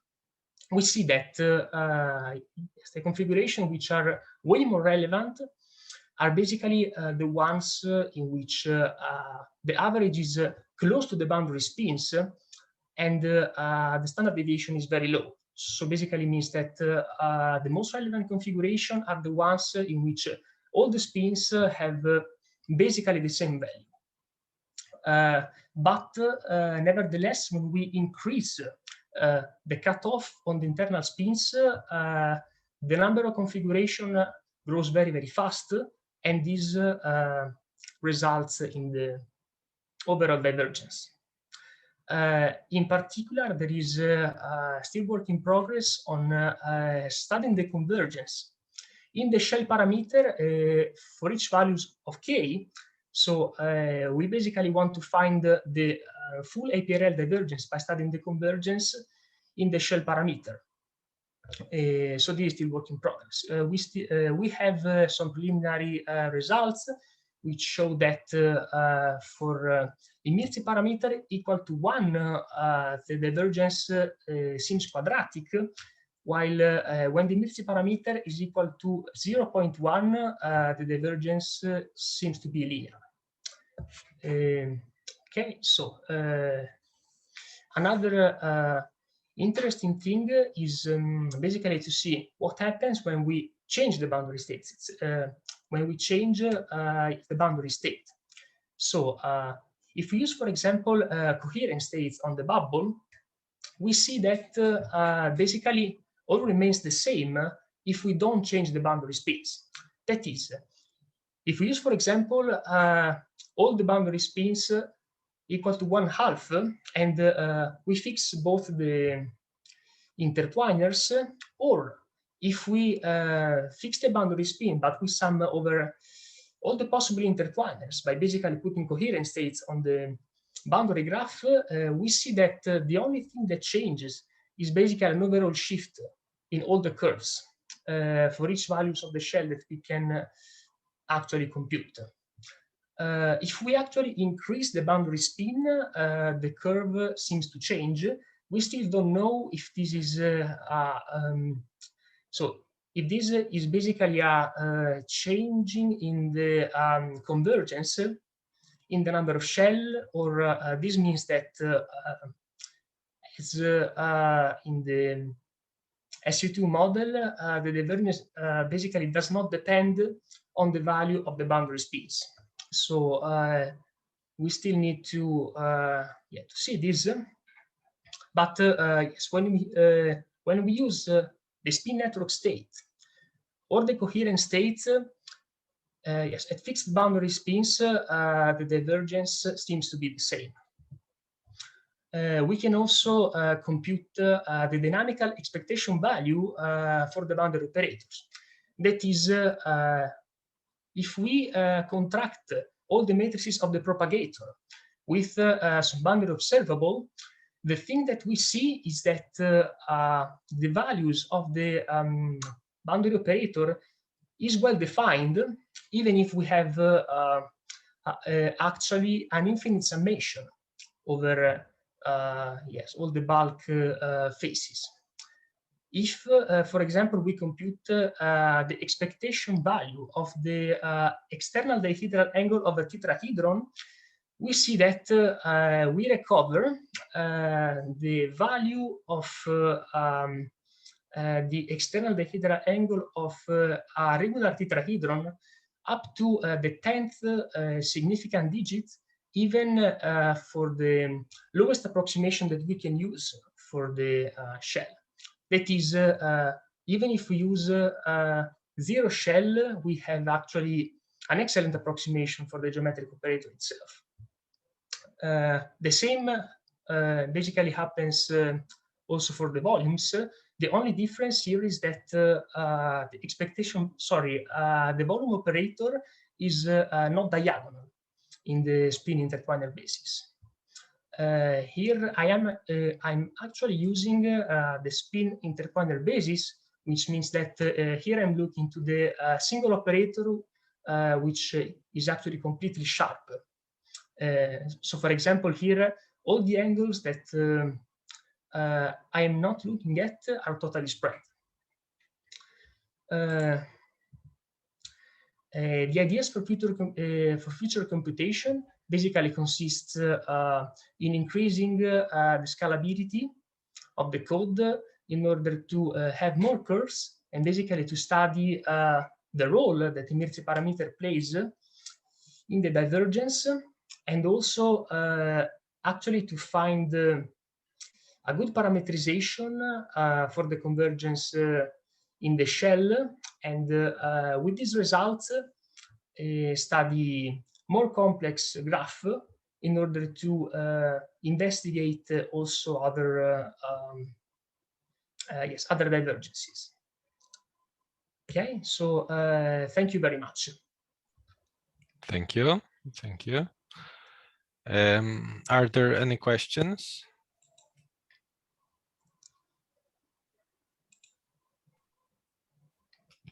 Sorry, I don't see you right now.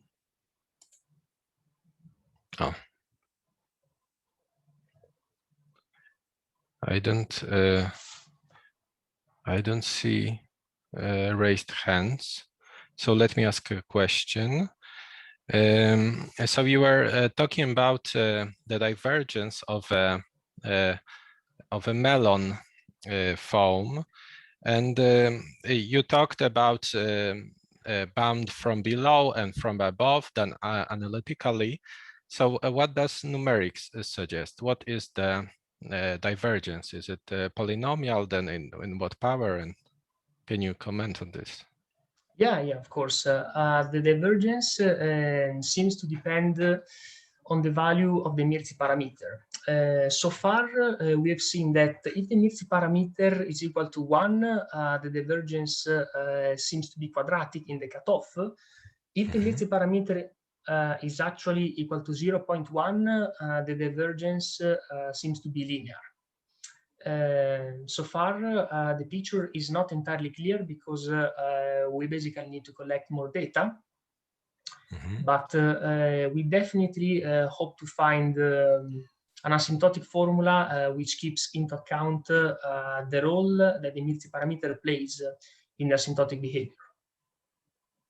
I see. So far you tested gamma equal to 1 and gamma equal to 1/4, right? And now 0.1, yes. 0.1, and now you're testing more data. Yes. Okay.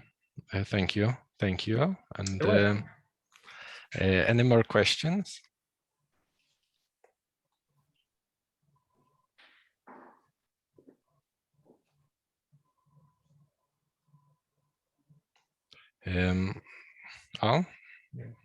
Wolfgang, would you like to ask a question? Not yet.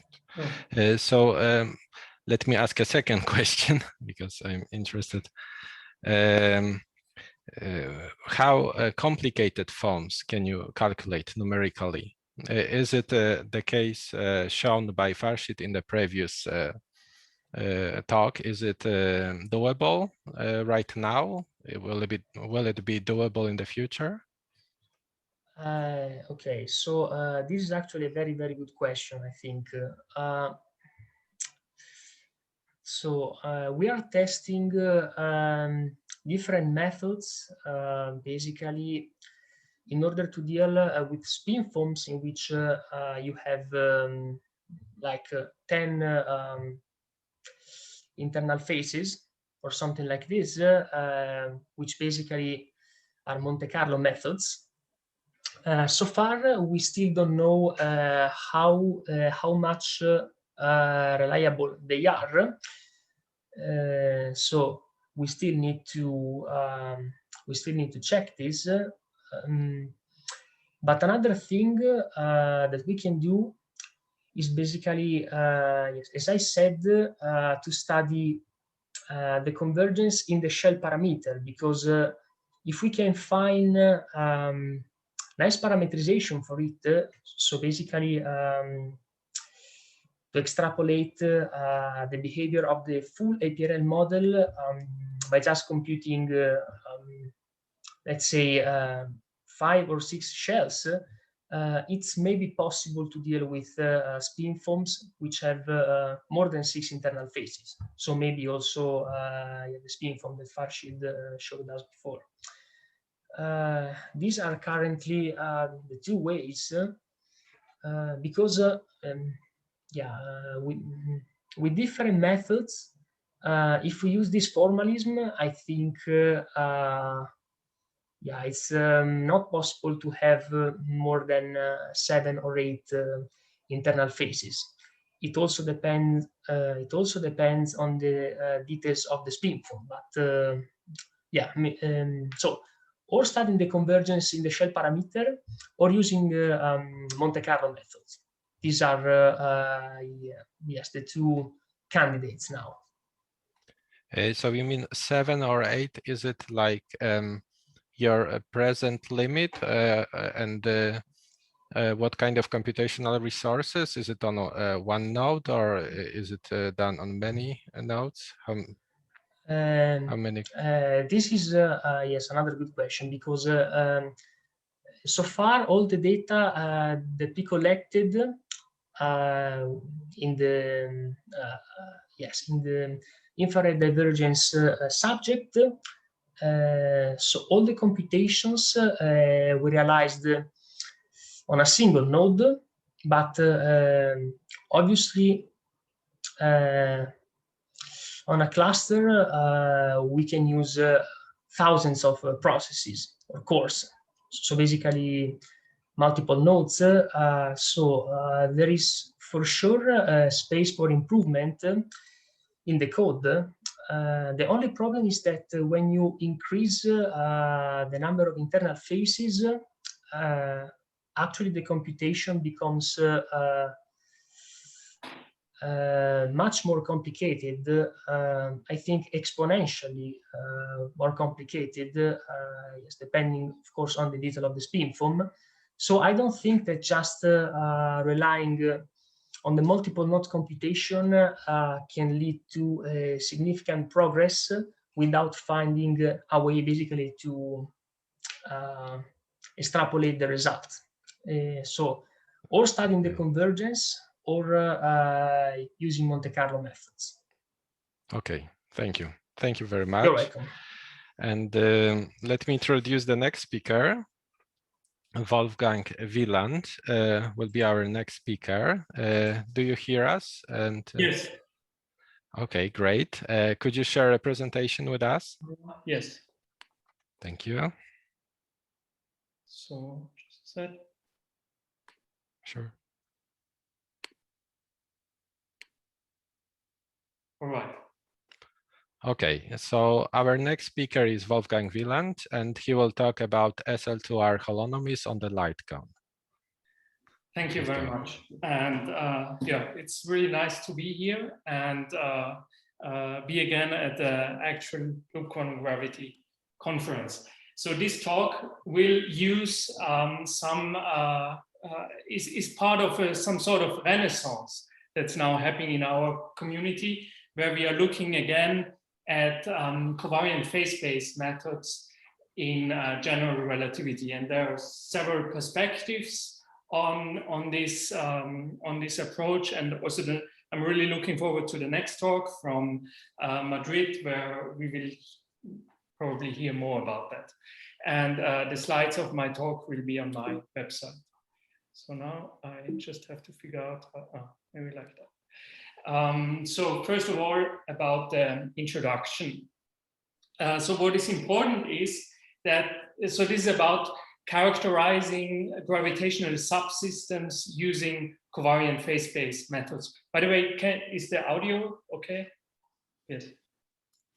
Yes, the audio is okay. Thanks. So this is about gravitational subsystems. And to characterize gravitational subsystems, what I like to stress is we have to make two choices. The first choice is starting out with a region in space, how to extend the boundary of that region into a cylinder in space-time. That's the first choice to make, whether this is a time-like cylinder, a null cylinder, a surface of constant mean curvature, and so on. The second choice is to be made is to characterize the in and outgoing radiation. In here, so the gravitational degrees of freedom on this boundary.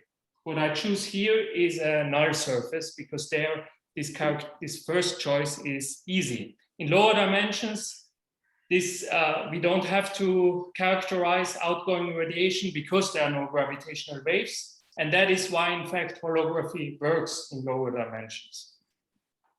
So, but let's now jump right into the basic problem. So the setup is the following. I consider a 4D space-time region with a boundary. The boundary is null, and this boundary is embedded into an abstract three-dimensional manifold. And this manifold is equipped with a universal structure, which is shared between different space-times, different points on phase space. And this is the ruling. So these lines represent the null rays. And there is a projection down onto, so this has the structure of a fiber bundle, and there's a projection down onto the base manifold, and which is S2, for instance. And the null generators are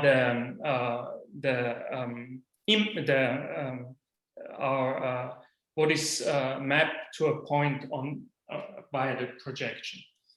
Now, next we have to introduce. So this is just a kinematical structure.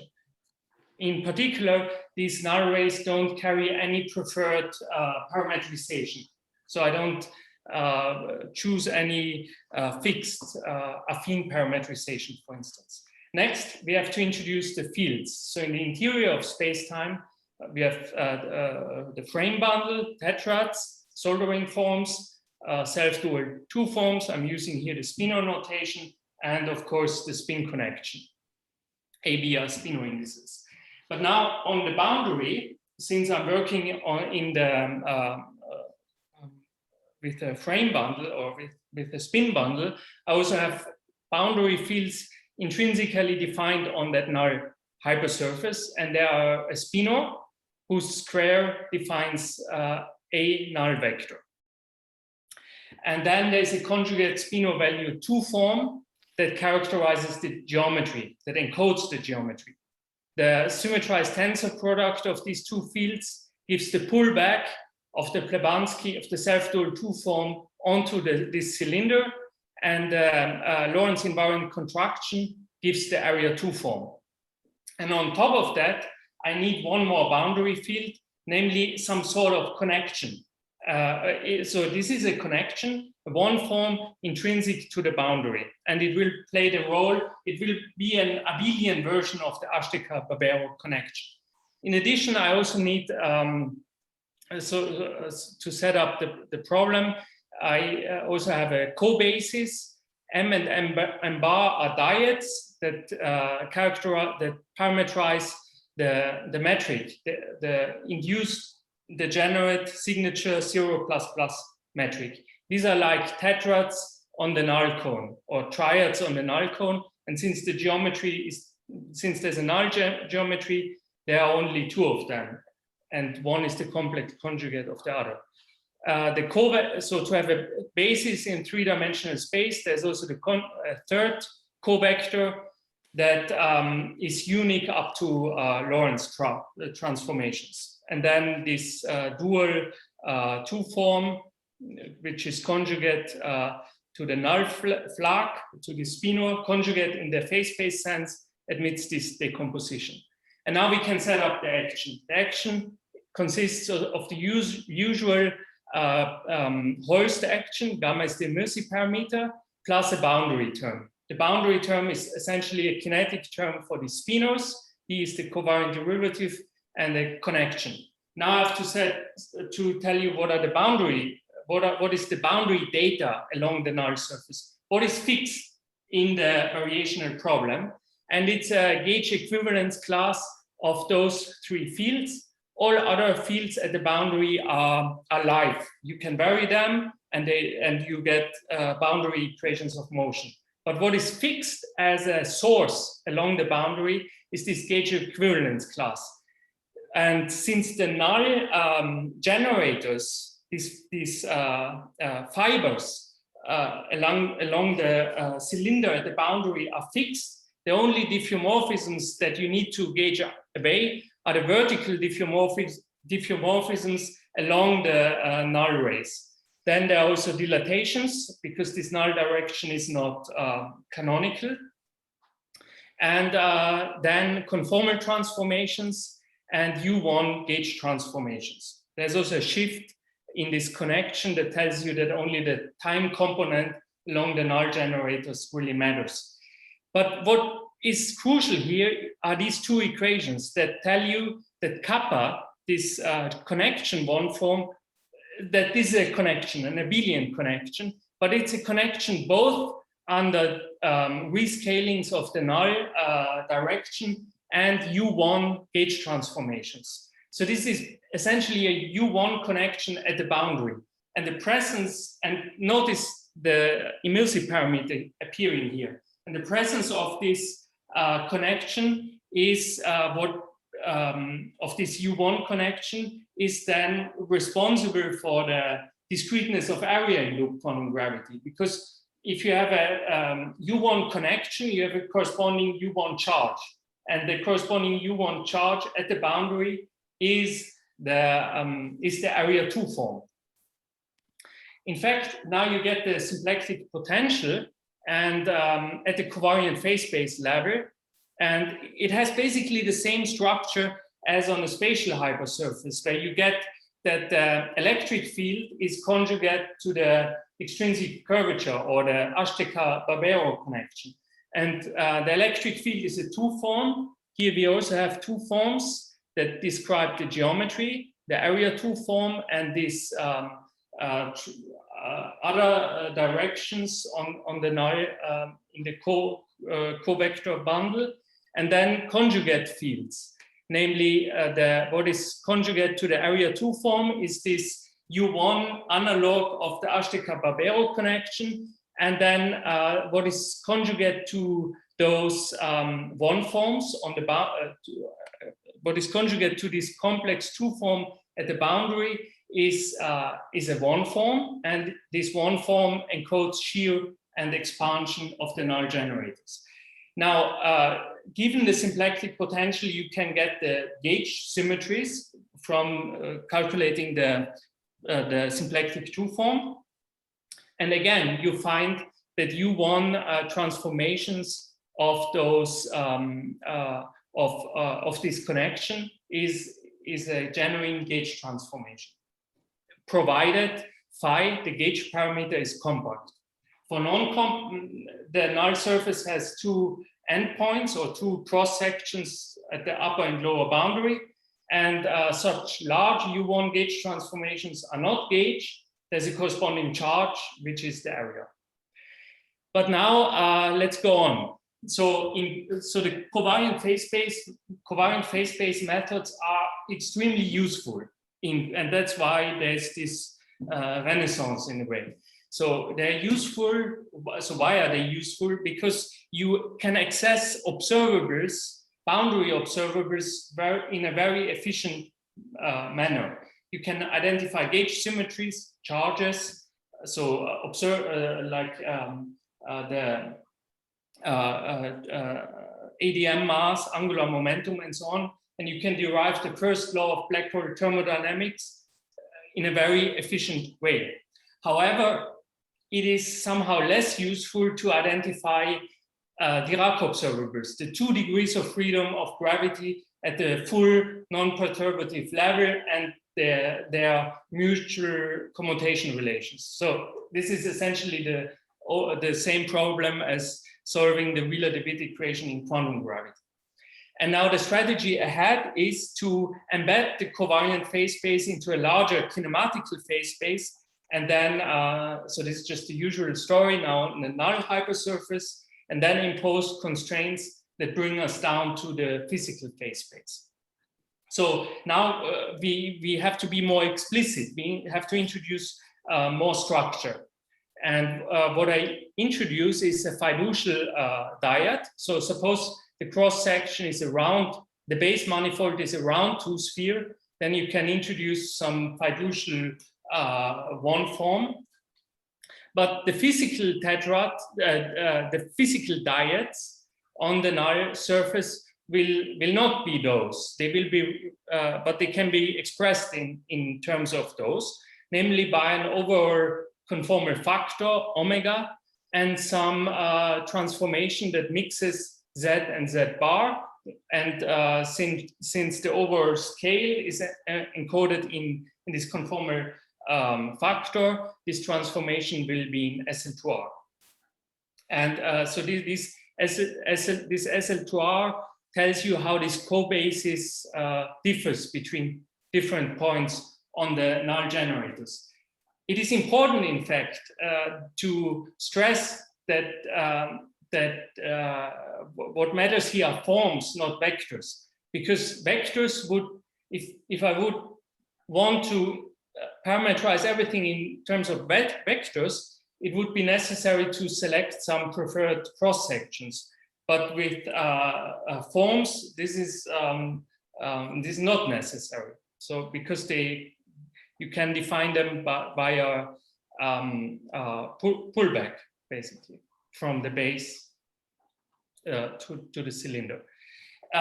Also, I introduce a time variable that says that the lower cross section and the upper cross section have some constant values. So this, I call this teleological because this time variable knows where it has to end in a way. And then the non-affinity can be chosen to be proportional to the expansion.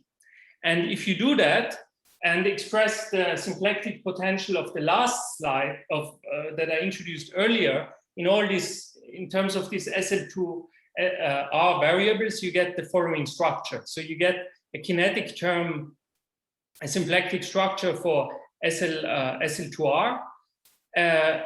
E is the area element, so the conformal factor.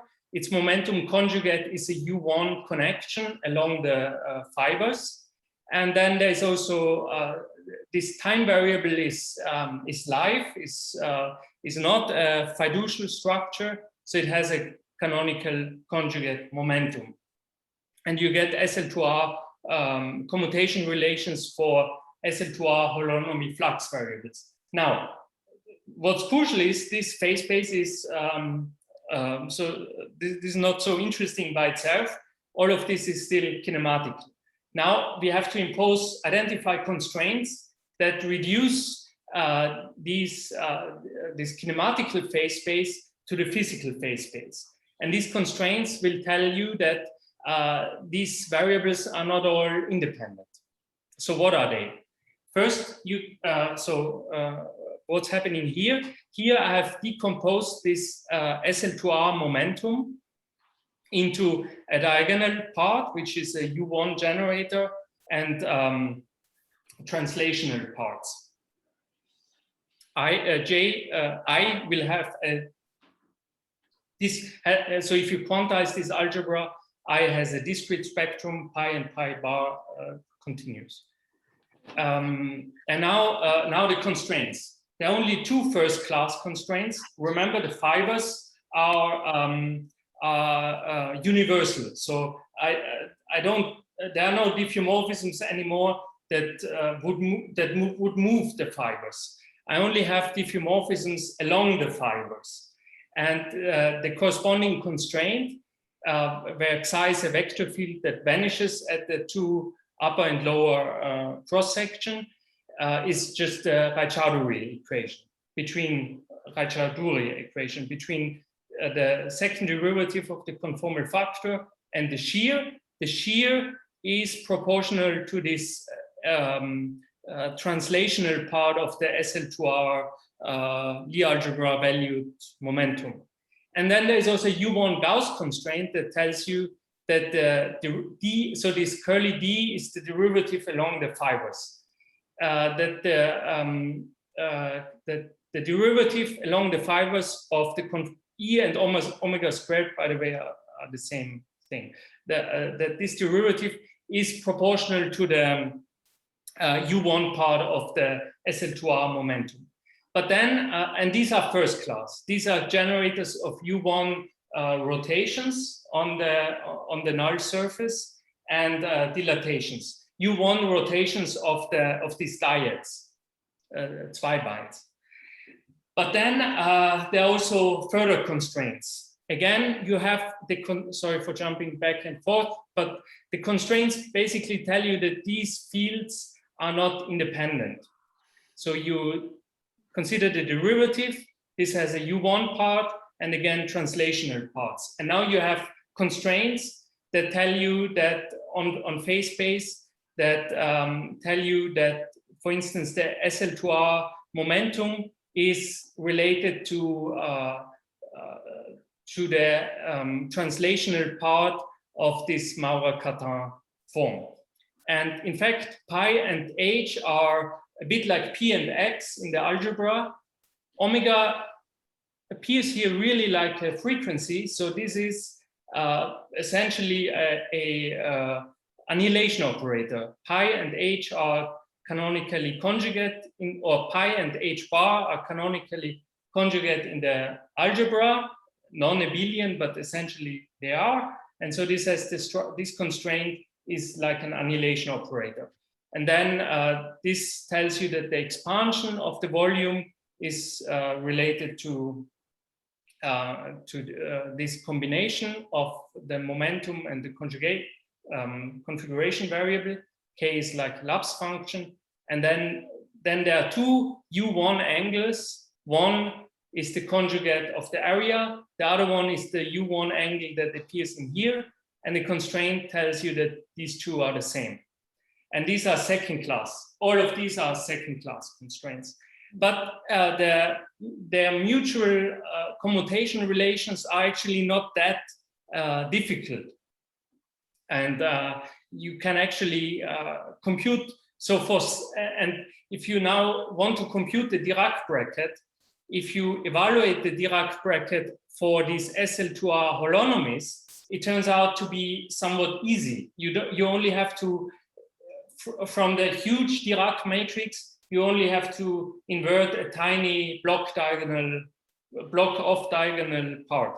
And then you get the Dirac bracket between these SL2R matrices. And theta is the step function along the generators.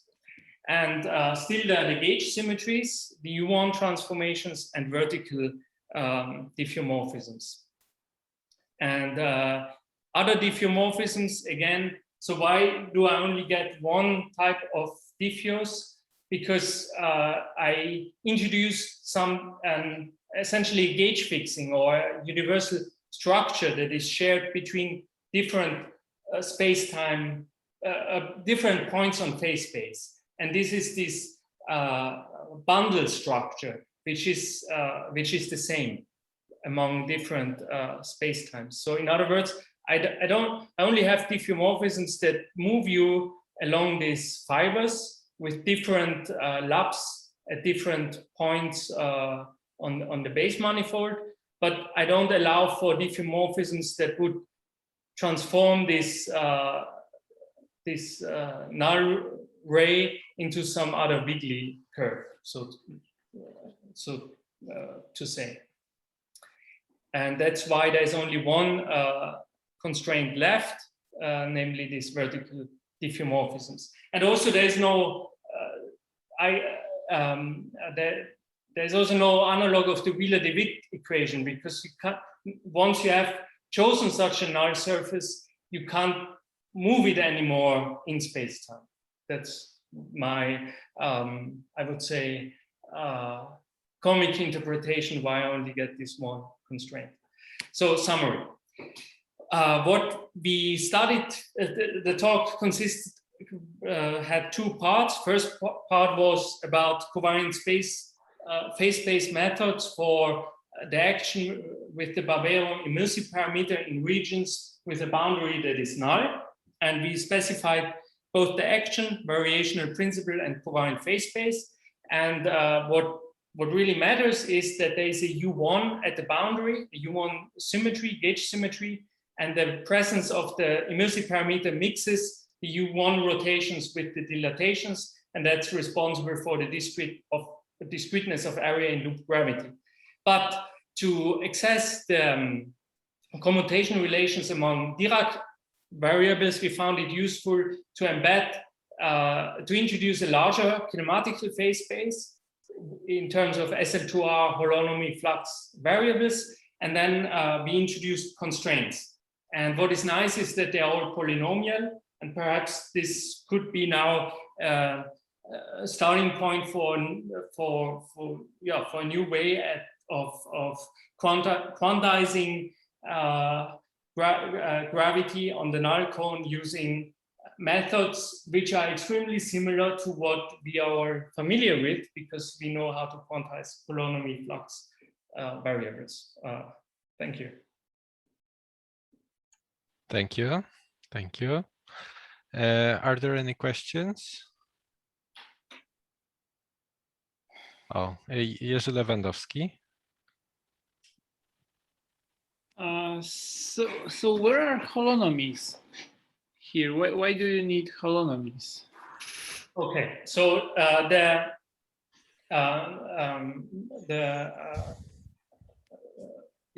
convention to call these holonomies is maybe a bit misleading, because they are really more like metric coefficients rather than parallel transporters, which are taken by calculating the path-ordered exponential of the connection. However, why I call them holonomies is that the commutation relations at the kinematic level are just those for holonomy flux algebra. So that's where the language comes from. But it's true, these are S is an SL2R group valued field on the null cone, and it parameterizes the geometry. So it is not it's not a parallel transporter as in as the holonomy on as the path ordered exponential of the connection. But the techniques are very similar. So that's why I speak about holonomy flux variables. I see. Thank you. Thank you. Any more questions?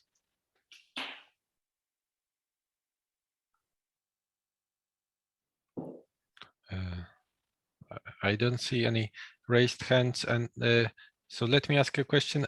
Could you, Wolfgang, comment about the limiting cases of gamma going to 0 and to infinity? What happens? Does there happen anything special? Yes. So in the limiting case, so now I have to be careful. Let me go to the slide where I define the action, because then here. So gamma to infinity means that you go to metric gravity, and gamma to 0 means that only the Holz term dominates. And if we look, sorry for jumping around, but if we look at here, gamma to infinity means that this term falls out, and that's and then there's still a term that tells you what is the conjugate momentum to the area, but it's only a corner term, and the corresponding. So what is conjugate to the area then is only the dilatation gauge parameter, and that one can be anything, and it has so the orbits are not compact, and so the discreteness is gone away, is washed away in this limit, and the other limit I have not thought about, because I find it less geometrically meaningful. But perhaps it's interesting, because there you should end up with again with a theory with no propagating degrees of freedom, because you kill the Einstein-Hilbert term.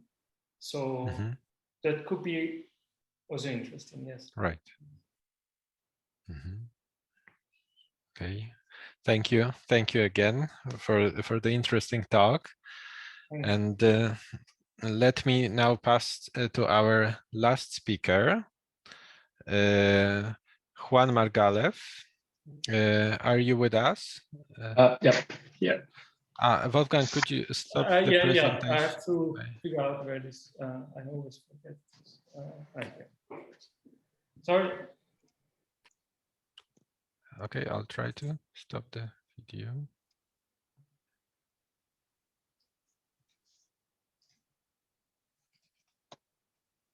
I'm sorry, I have some technical problems.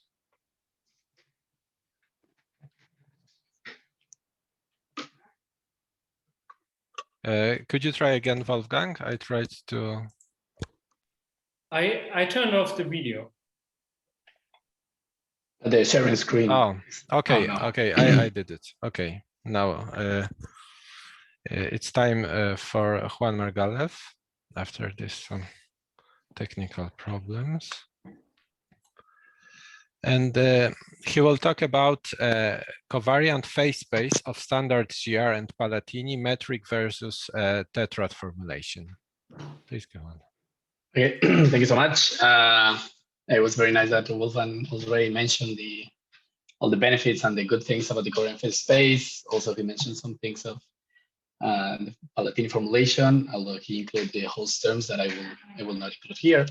But since the time is scarce, I'm gonna jump straight to the topic.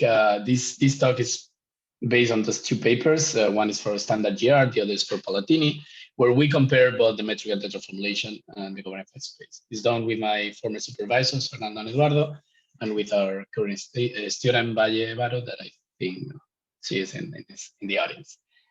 But yeah, let me give you a very crash course on differential geometry to put you in this topic, and also to mention some of the notation I'm going to use. So first of all, if you take an action, this takes some fields that I denote with this F and gives you a number.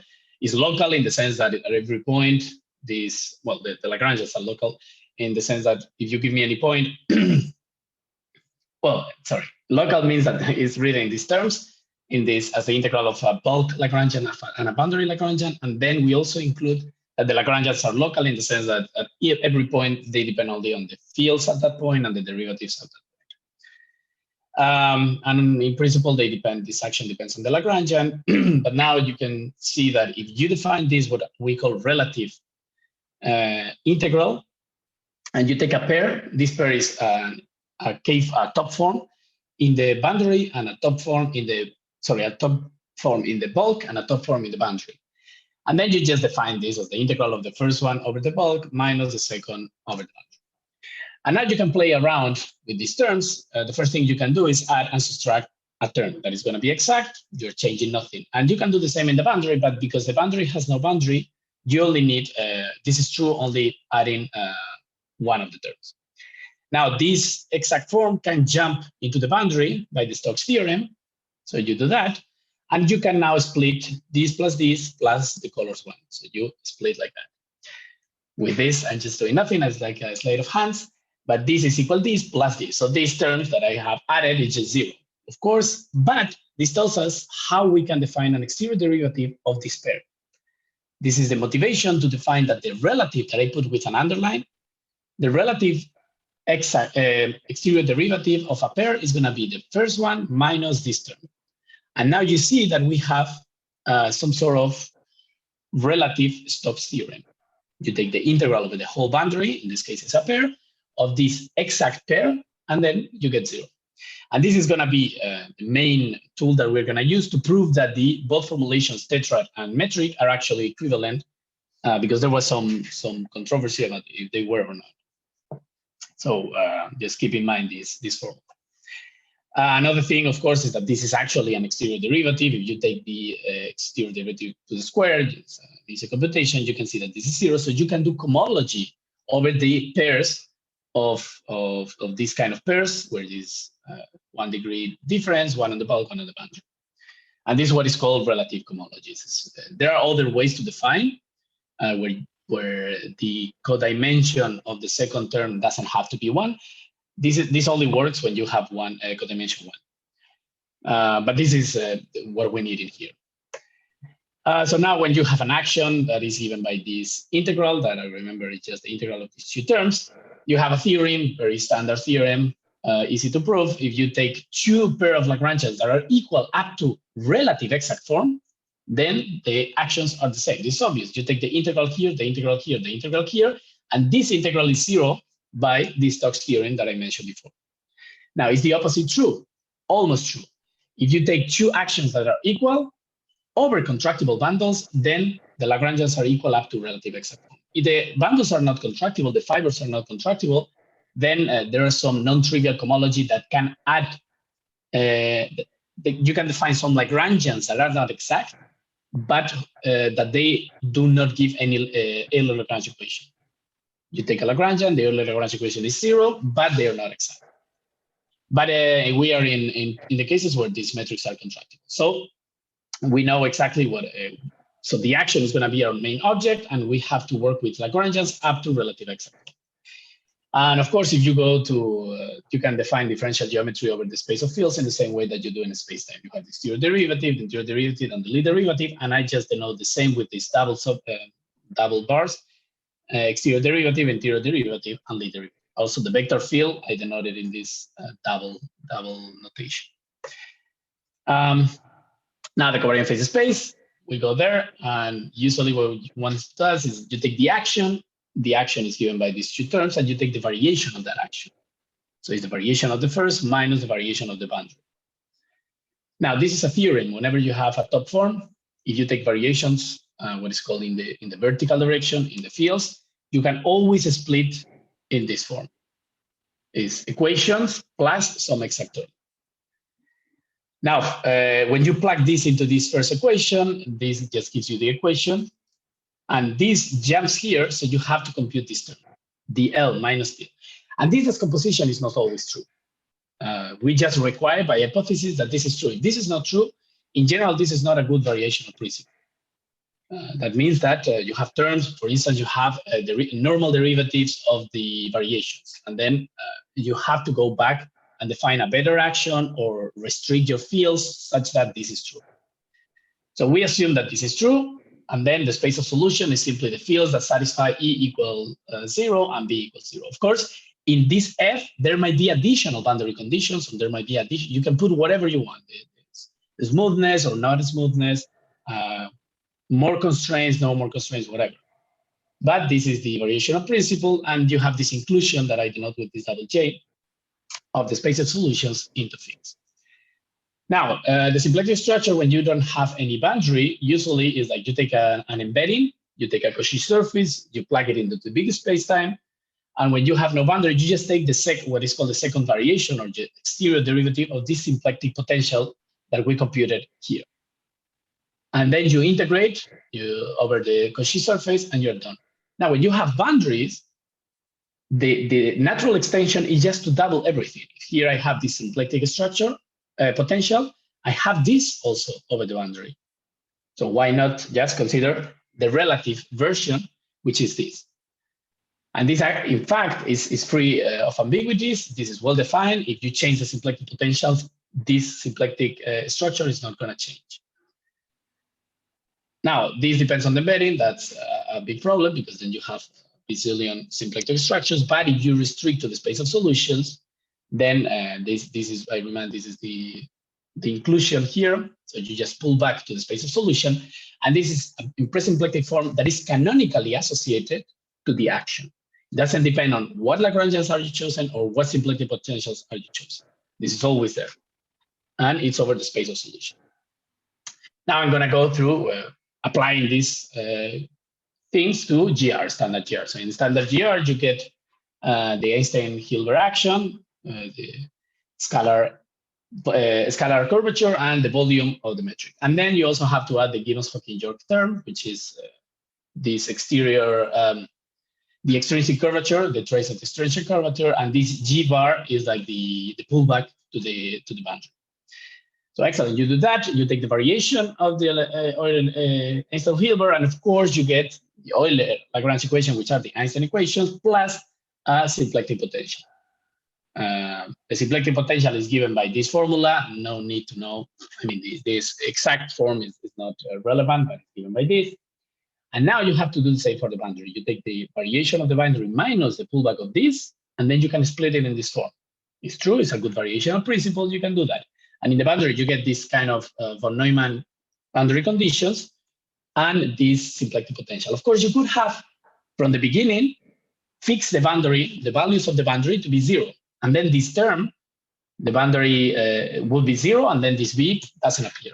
So we can treat both cases, the Dirichlet case and the von Neumann case, kind of at the same time.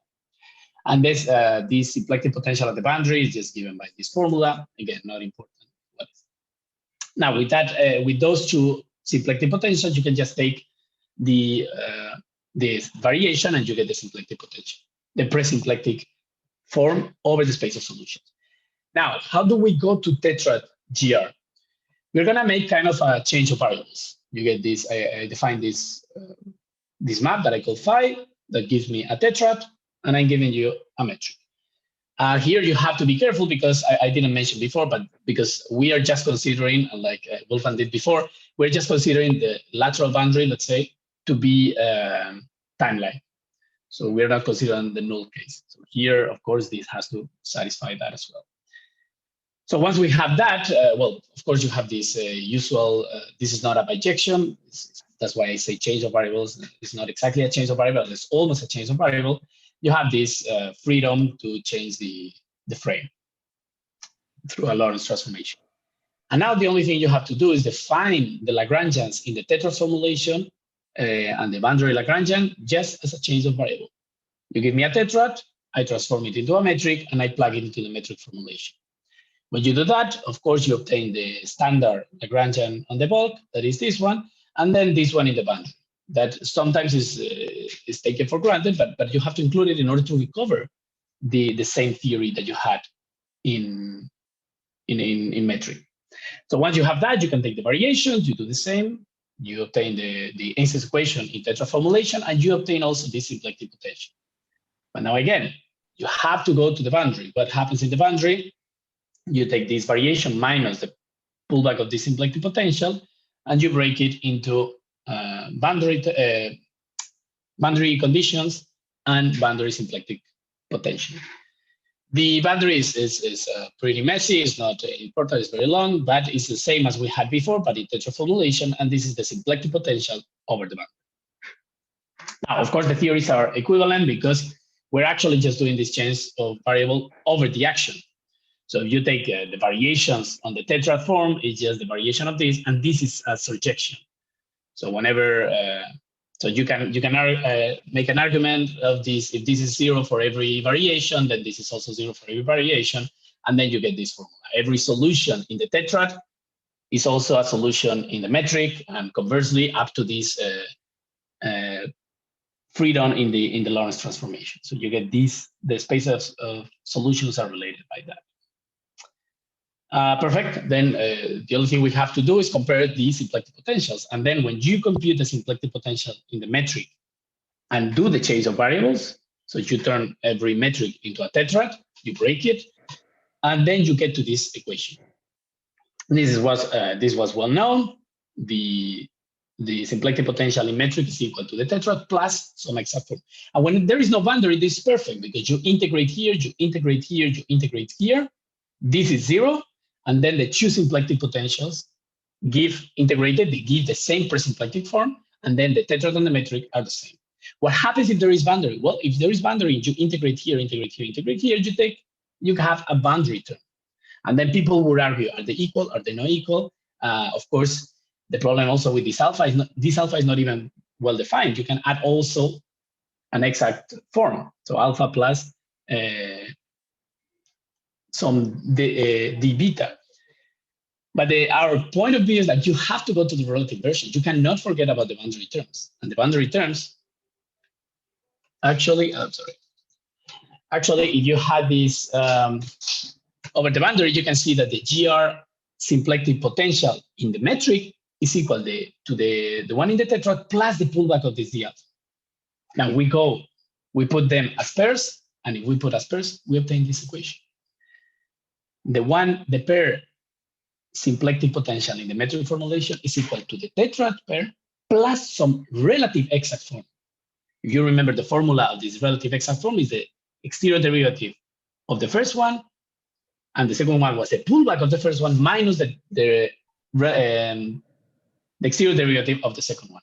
So these two go to these two. And now it's perfectly clear. If you integrate here, you integrate here, and you integrate here, here you obtain the presymplectic form in metric, here you obtain the presymplectic form in tetrad, and this is zero by the relative X-Stokes theorem.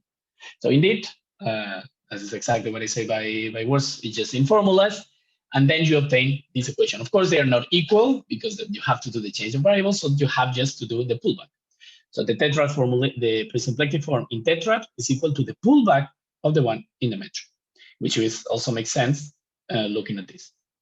So this proves that the GR is the same in metric and in tetrad in the covariant phase space up to this freedom that is given by the kernel of this, when this Lorentz freedom.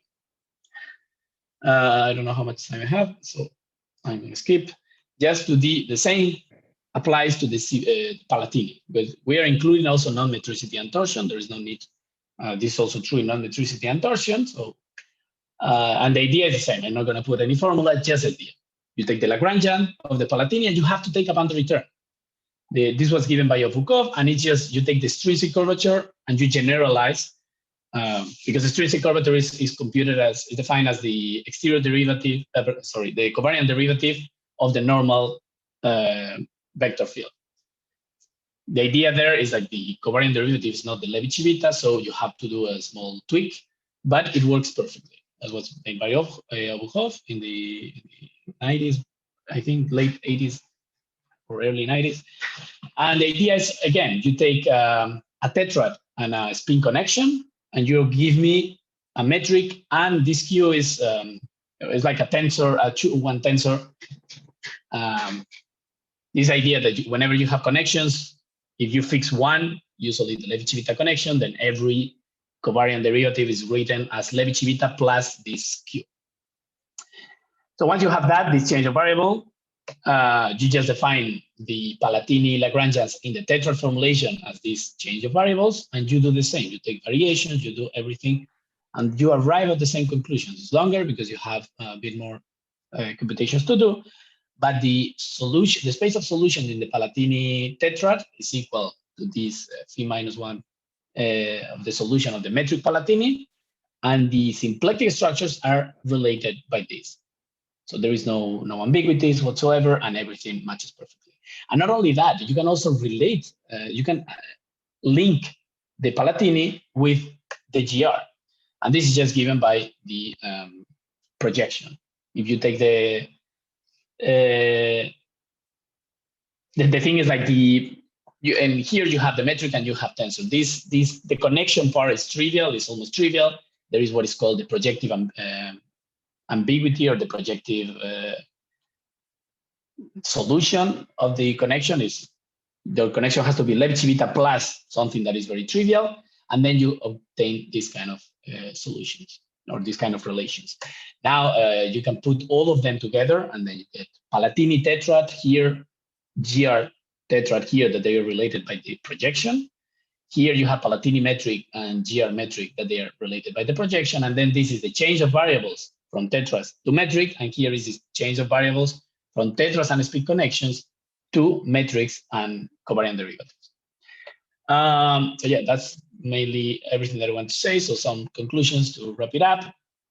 We proved that the covariant phase space of the metric GR, tetra GR, metric Palatini, and tetra Palatini, they are indeed equivalent. Equivalent, of course, up to the gauge transformations that are well known.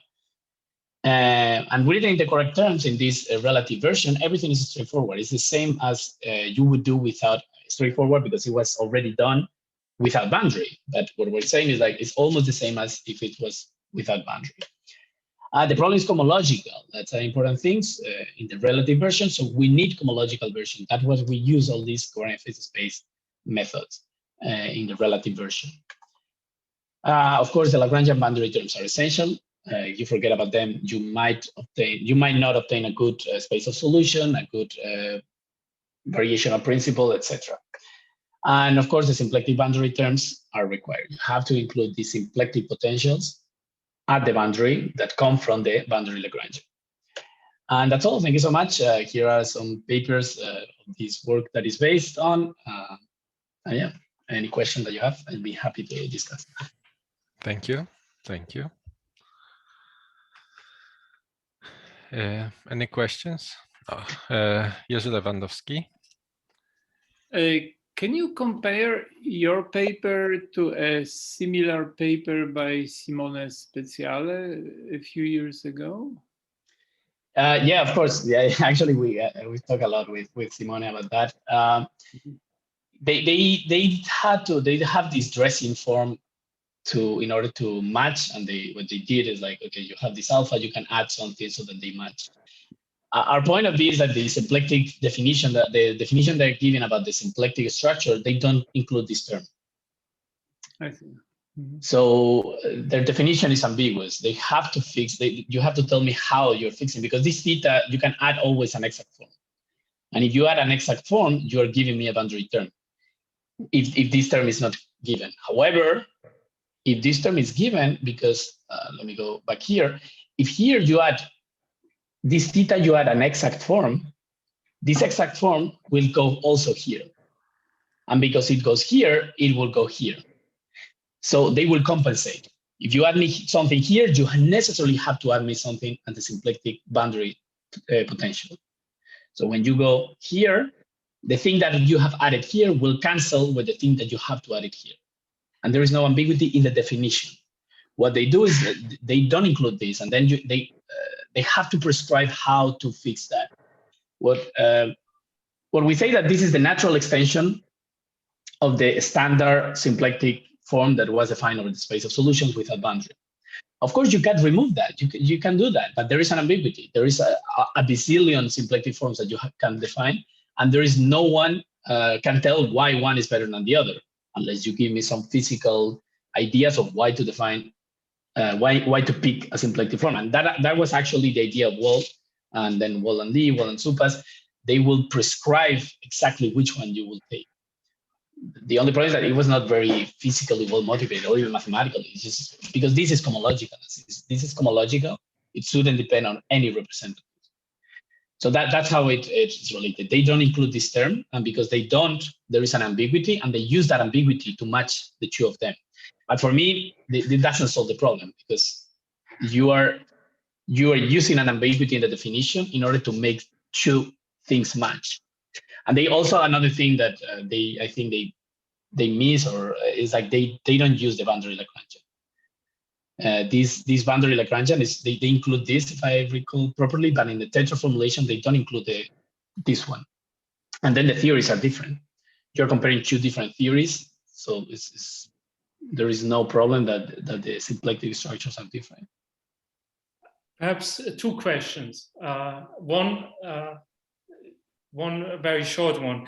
Would you say, so as far as I understand, you have this infinite cylinder in time. So would you now say that using different boundary conditions on that time-like cylinder defines different theories or not?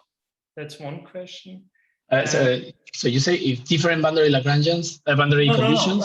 Yeah, or different boundary conditions on the time-like cylinder. Are these like what I said when I meant you could either choose the cylinder to be a surface of constant mean curvature or an extremal surface, or choosing an embedding. In your opinion, would you say these are different? These are then different theories for your or not? In general, they will be, because you have to go to the space of solutions here. Here. So if you change this F, you're telling me that it's a different F. No, you're changing the boundary conditions. Then in general, this whole space will change. It would depend on the particular case, but in general, the space of solution will be different. So in general, everything will be different. But it would depend on the particular case. Maybe you change something and the space of solution doesn't change. Yes, yeah, I understand. I had another question, but now I forgot. Maybe someone else asked first.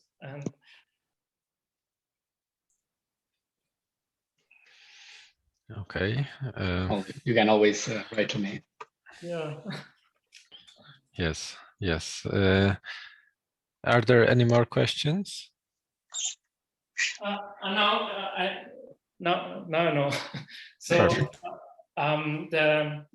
So the cylinder is infinite in time. Well, not necessarily. You can just fix some interval. Right, but then you could also have the situation where the boundary has space-like, time-like parts, and then you would have also corner terms to consider. Yes. Yeah, that's also actually here you could add an additional term, which is the boundary.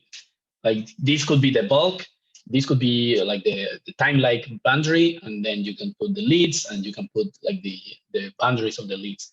And the leads, they don't play much of a role. The corner terms, you can argue that they do. You have to be careful in that case, but still, my understanding is that it could be done. And actually, in this paper, in this one, that we do the geometric formulation of covariant phase space methods with boundaries, we mention that about the corner terms. And well, funny thing is that you have to go to the relative of the relative. So you work, instead of working with pairs of forms with bulk and boundary, you work with 4 like tetras, which is bulk, the time-like boundary, the space-like boundaries, and the boundary of the space-like boundary. And these kind of constructions can be done as well. Instead of having 2, you have 4. Instead of 2, you will have 4 potential. Instead of 2 integral, you will have 4, and everything will work as well.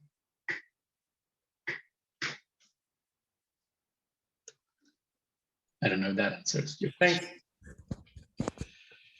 Okay, thank you. Any more questions?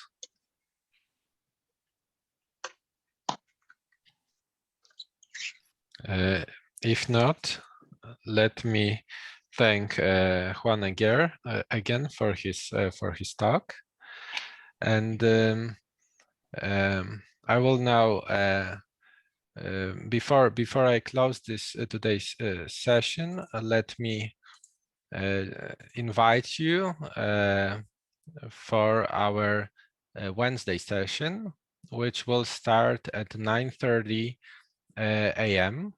and continue until 12:30. I hope you see the program right now. And I think there will be one more talk. Yes, by Igor Kanatchikov, Right. which will be the last. Okay. It's not updated yet. So thank you again, and hope to see you on Wednesday. I close now the session. Thank you. Bye. Bye. Thank you. Thank you. Thank you.